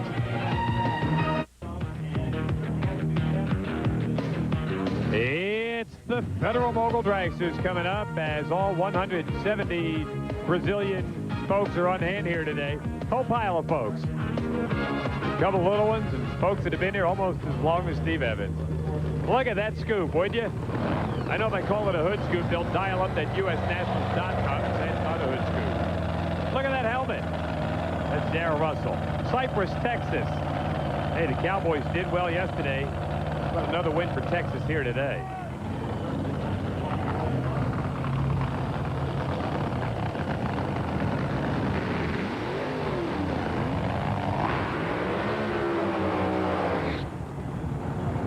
Steve, it's got to be kind of neat to sit down there and talk to a guy like Frank Manzo, huh?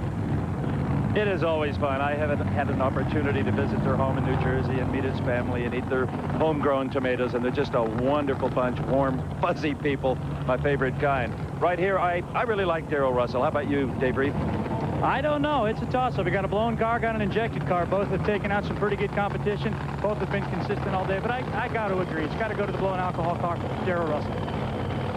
Rich McPhillips was terrible on the burnout. Of course, you never can tell what those injected cars are going to do.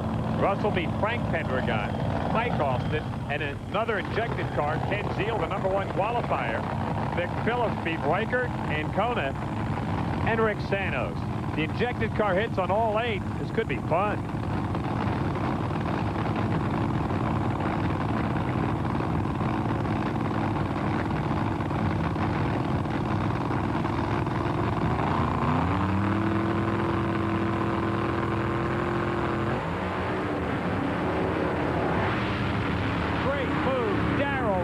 Tattooed him out of the gate, never looks back. 562, 248 miles an hour. He had a 420 light, almost perfect. 608 McPhillips. The injected cars, when they're on, they're tough. When they're not, they're slow. 608, 195 and change. Maybe that short burnout was a precursor of things to come. And Darrell Russell picks up the win. 562, 248 miles an hour, and McPhillips not even in the frame at the end of the racetrack. So to Chris and the entire Russell family, congratulations. They won their first race back in Atlanta a couple of years ago. Been to the finals now 4 times here in 1997, and the crowd goes wild for Darrell Russell. Great job for Darrell, and congratulations to he and Frank Manzo, the guy they call the Ace, named after his dad, by the way. The far end, all the eyes to Texas are on Darrell Russell and Steve Evans. Let's just put them all on Darrell Russell. He's the man that deserves it. A 66, you just train linked him, you left on him. You did everything right at the U.S. Nationals. That's the way to do it. I don't know what to say. This is something that we all race for all our lives, all our careers. To do something like this, to win at Indy, there's nothing better than this. Someday you'd like to go top fuel racing? I thought about it before. Just have to wait and see what happens, huh? That is not good news for the fuel troops, as you well know, Bob Fry. When these guys go fuel racing, they catch on way too quick. Yes, indeed. Just nice kids. Both he and his brother, they do a wonderful job. We're going to get a chance to look at the trucks as advertised. Scott Jeffrey on for the Dodge boys. Dodge trucks have kind of dominated this little test session that we've had since back about the Sears-Craftsman Nationals.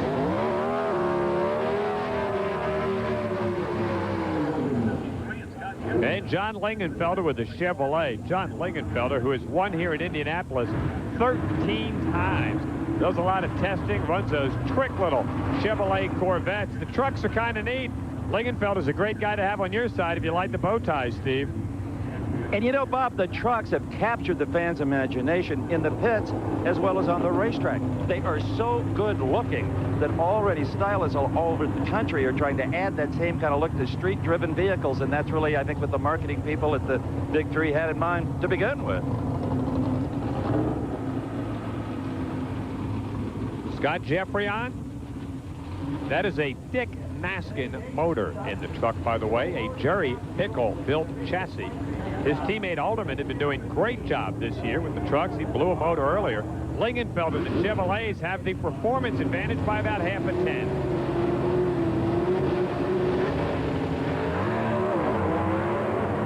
Oh, baby. Jeffrey on drilled his brains out on the starting line. Lingenfelder runs out of racetrack. 7:88 for Jeffrey on. beats a 783 for John Lingenfelter.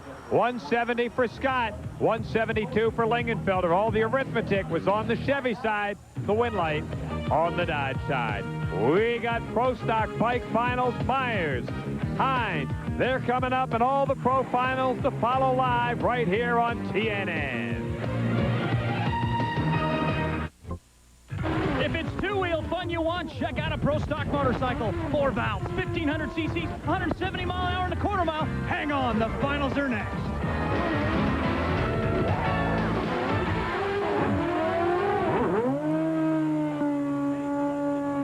That Cushman Eagle I used to race.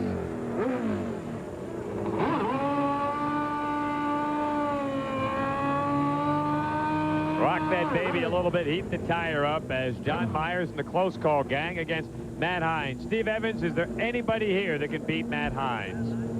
Yeah, there is. John Myers. In fact, he has a lane choice, I believe, going into the final. But, you know, there is a propensity for red lights in Pro Stock motorcycles because they are so lightning quick. They're so light. They come off of there. You can see yellow and still red light on a Pro Stock bike, and that's not true in most of the car classes. Dave Reed? So there's a lot of pressure on Matt Hines right now. He did have one of those red lights last year with a $10,000 bonus. If he wins this race, he might be a little late. So it's anybody's game here. If Matt Hines is late on the starting line, I will cut my tie up after this show. Some folks think I probably should have done that at the start of the show. He will try to join Jim Bernard as the only guy to sweep this. Bernard did it back in '91. Of course, if you were paying attention earlier, you know that Myers has won 3 Winston championships, only 1 Indy.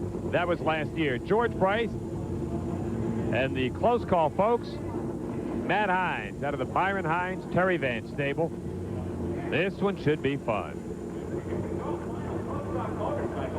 Both guys crawling to the starting line. Let's watch.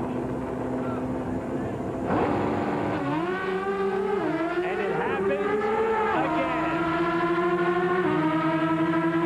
Matt Hines fouls out for the 2nd year in a row, and George Bryce and the close call gang win Indy 750 to Matt's quicker 743. And what has been a off-the-pace year for John Myers and the close call gang and Star Performance just got a big old kick right in the seat, the motorcycle seat. 750, 175. Matt Hines, for you scoring at home, fouled out by 6,000ths of a second. There's Angel Sealing, George Bryce on the right, and what a way to celebrate George's baby here at her very first Indy. Let's go down to the far end of the racetrack and Steve Evans. Well, if there's one word to describe John Myers winning 2 years in a row, it's patience. I'll tell you what, yeah, it's a good thing. I know Matt, he was way out there on me, and I saw his bulb glowing red. I was so happy. I probably missed a couple shifts. I knew I'd won the race, and I'll tell you what, close call Suzuki, Star Racing team, all the guys back home, Ron, everybody, good job, guys. Great win for you. Congratulations. Thanks very much, Steve. Fine guy out of Florida. Dave Schultz doubled up here in 93 and 94. That's Jennifer Schrum, Miss Winston, and to the victor go the spoils. Matt Hines still leads the points and still has a commanding lead. John Myers up to the number 2 slot. There are the rest of the top 5 members. With 4 races left to go, they will next race at Maple Grove, and of course that'll be live right here on TNN. Hey, y'all know that's Vieri Gaines. Who? If you're just joining us, it's the finals of Pro Stock. Vieri and KJ, they're coming up next. With 1,300 horsepower in a stock wheelbase and a 5-speed transmission, Pro Stock cars are tough to drive. These Pro Stock drivers getting set for the finals. Alone now with their thoughts. Kurt Johnson trying to back-to-back. He won it last year. Last time he lost here at Indy was the time when he took on his dad in that semifinals, rode up the return over with a big sign said, "I still have a job." The Western Automotive Machine into the water area. Here comes Vieri Gaines.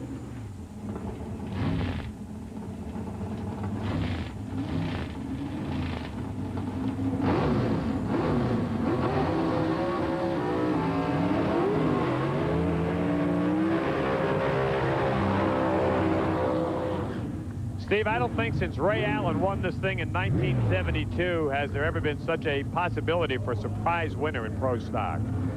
And I'm sure you're talking about V. Gaines. And Bobby reminds me of a college professor or maybe the family doctor. Very quiet, very subdued, a little gray at the temples. But you got to wonder, as Ron Kemp said earlier today, if those butterflies aren't the size of bald eagles, as he even surprises himself making the final round of the U.S. Nationals.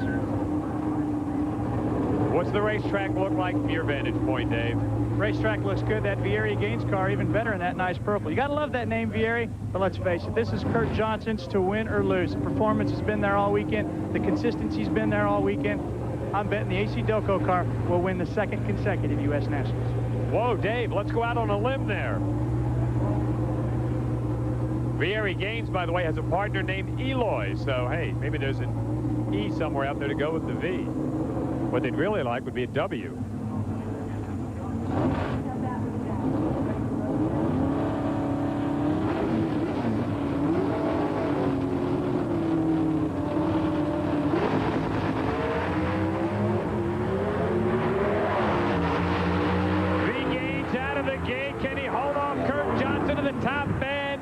Sir. Kurt Johnson doubles up. And to Kevin Horst and Pat Barrett and Bobby Lawson, Kurt Johnson and his dad and the folks from AC Delco, they've gone back-to-back. 7:04.6 beats a 7:06.9. 195 for Kurt, 194 for V. Gaines was off the starting mark first by just 1/100th of a second. And that wasn't quite enough to hold off Kurt Johnson. Kurt has had a magnificent 97 season. If it weren't for those 5 times that he lost to Warren, this kid could be looking at a Winston Championship. Oh, my. And the gang from Madcap Racing out in Colorado can do nothing but sit and look and say, hey, we gave it our best shot. And indeed they did. Way to go, Kevin. Way to go, Bobby Lawson. Way to go, Kurt Johnson. Steve? Well, we wondered when he won Brainerd a couple of weeks ago if that wasn't a tune-up for the U.S. Nationals, and it proved to be. 2 in a row. Give it to him, Jennifer. Boy, Steve, you know, you got to thank AC Delco, Performance Parts, AC Rapid Fire Spark Plugs, all the people that helped me. Kevin Horst, the crew chief, Bob Lawson, excuse me. Leonard Long, who we run a transmission that we've never had in all year, made it through the day-to-day, and unbelievable 2 in a row. He said it unbelievable, and the unbelievable performance of V. Gaines ranks right up there with it, too. Unbelievable, Bob. Very good, Steve. Jim Yates continues to lead the way. WJ second. Look at the kid, Kurt, right on the heels of the old man. Bruce Allen, Steve Schmidt had not bad weekends, and they round out the top 5. 6 more races. That's a lot of races to go. Let's go down to the far end. Hey, nice weekend for Vieri Gaines, Steve. And look at the smile on that face. You accomplished so much here this weekend, V. Oh, we sure did. It is absolutely a greatest weekend we've ever had. It's great. And we're going to see you in Maple Grove in 2 weeks? Absolutely. Wouldn't miss it for the world. I got to get that Kurt Johnson one of these days. And that'll be live here on TNN. Oh, yeah, they've had so many doggone classic matchups over the years, those Vieri Gaines and Kurt Johnson matchups. It's Witt in the funny cars. Wilkerson will be coming up, and so will the Fuel Funny Car Finals live from Indianapolis Raceway Park. We have got the finals in the fuel categories coming up from Indianapolis Raceway Park. Tim Wilkerson just about made it there, David Reef. How just about? I just looked at my watch. He rolled in about 45 seconds ago. The problem down here, they had to change the motor after they kicked the rods out in the semifinal round. They just checked things, checked it again, checked it again. Finally, they checked their watch. Nobody's even worried down here, although I'm sweating because he barely made it.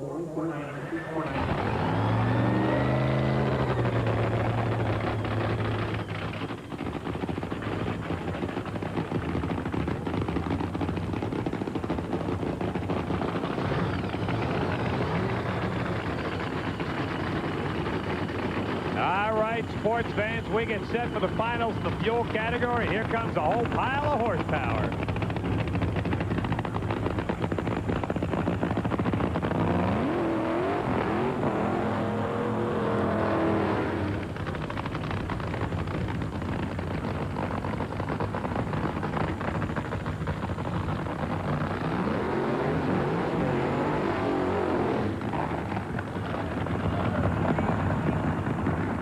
Well, if Tim Wilkerson needed to borrow any parts, I'm sure John Force would be happy to lend them. He needs Wilkerson to take out Bazemore. If Witt wins here, he'll come within 130 Winston points of Force with 6 races to go. It's a doable deal.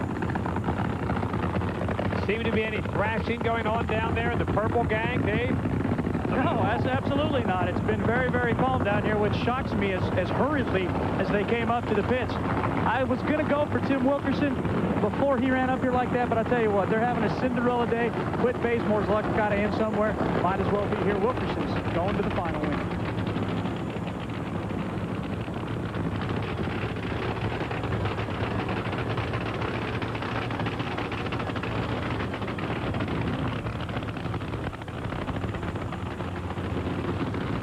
John Costanza Institute of Technology, demand flow. The driver, Tim Wilkerson.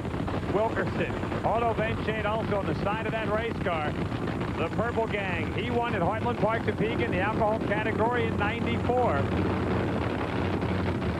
Trying to stop Whit Bazemore, trying to gain on the champ.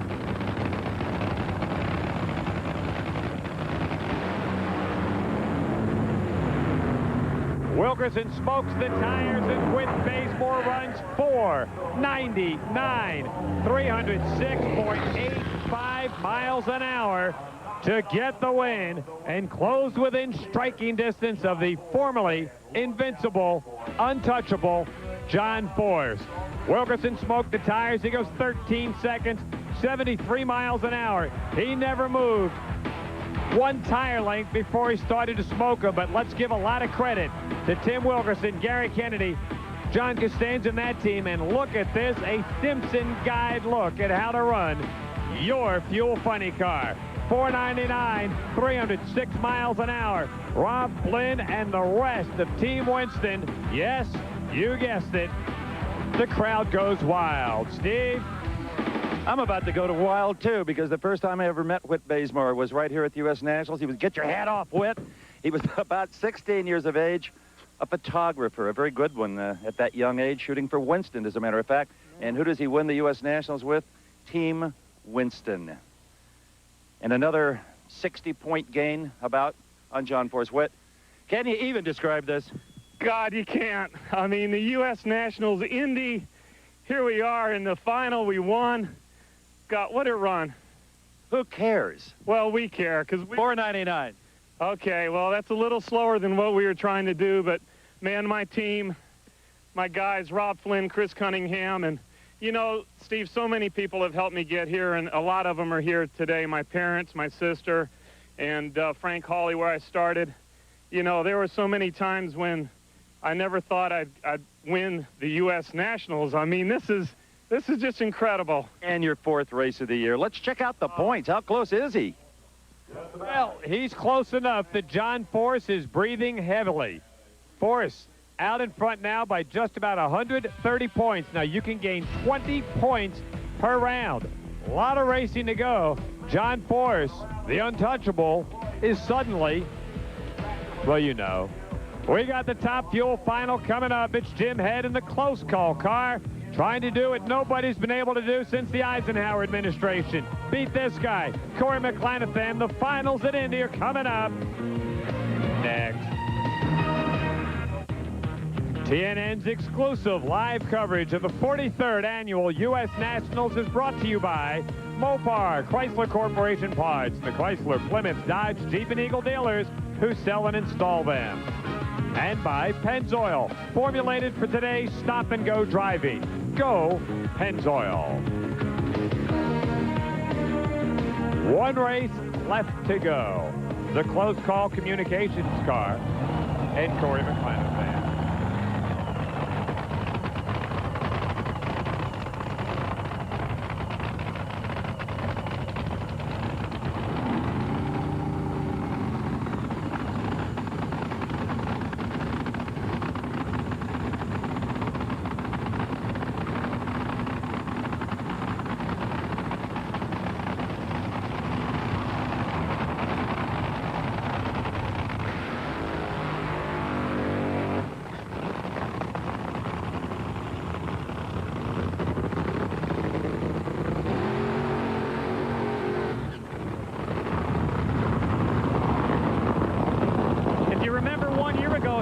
was its semifinal race as Corey McClenathan gets ready to face Jim Head. Of course, Corey Mack went on to win this thing again.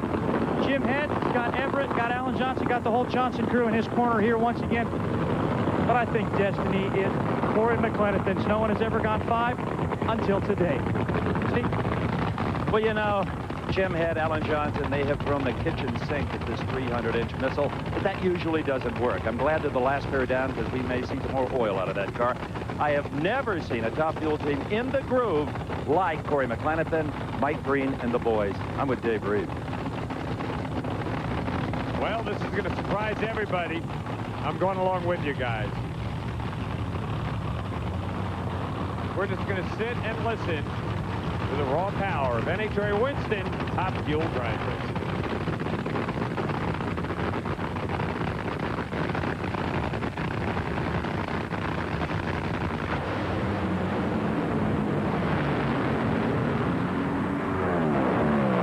Well, it was not to be for Corey McClenathan. Jim Head 473 and even 300 miles an hour. His first win since Heartland Park, Topeka last year. 533 Corey Mack, 258, and that baby was a dead player the moment he hit the throttle. It actually never really moved after those first 60 feet.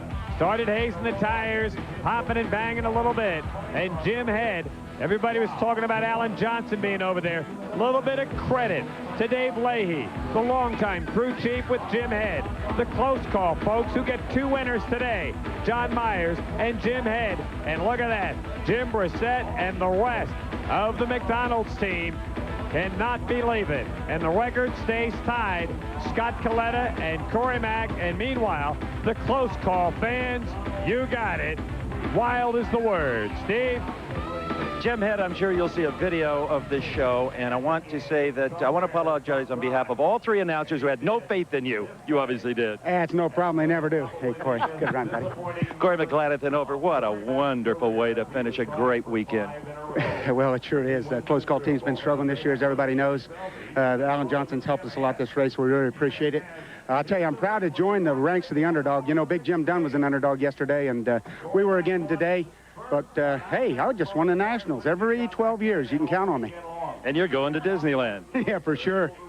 In his own plane. Let's take a look at the Top Fuel points. How about that? By the way, that's ties the longest gap between wins at Indy. 12 years. How about that? Gary Selzy leads the way. Corey making a charge. Still plenty of time to try to catch Team Winston, and congrats to the McDonald's team. What a great job they have done over the last couple of races. 19 straight rounds. Until now, they were unbeaten. Steve? Corey, I know I can't take that look of disappointment off your face, but look at what you've accomplished. 4 wins in a row and so close to number 5. Yeah, not much to say, really. Just one of those things. I mean, this is the biggest race of the year. This is the one we wanted to win. We're pretty disappointed, but, you know, God gave us a good chance to make history, and we kind of threw it away. It's just one of those deals. Guys, I'm so proud of my guys. They're doing such a good job, but, you know, something else come out of this. We're going to try to win this championship. And the smile slowly started to return. Bob? We'd like to remind you, coming up in a couple of weeks, right here on TNN Live at 4:30 Eastern on Sunday, September 14th, we will go back to Maple Grove Raceway, Fast Track. We'll have all the action for you live right here on TNN. We'd like to thank everybody for joining us, all 177,000 of you. We'd like to thank you personally by name, but it's only a 3-hour show. Congrats to Corey Mack. Congrats to Whit Bazemore and also the V Gaines and the Bonnie Mills of the world. It's been a great 1997 43rd U.S. Nationals.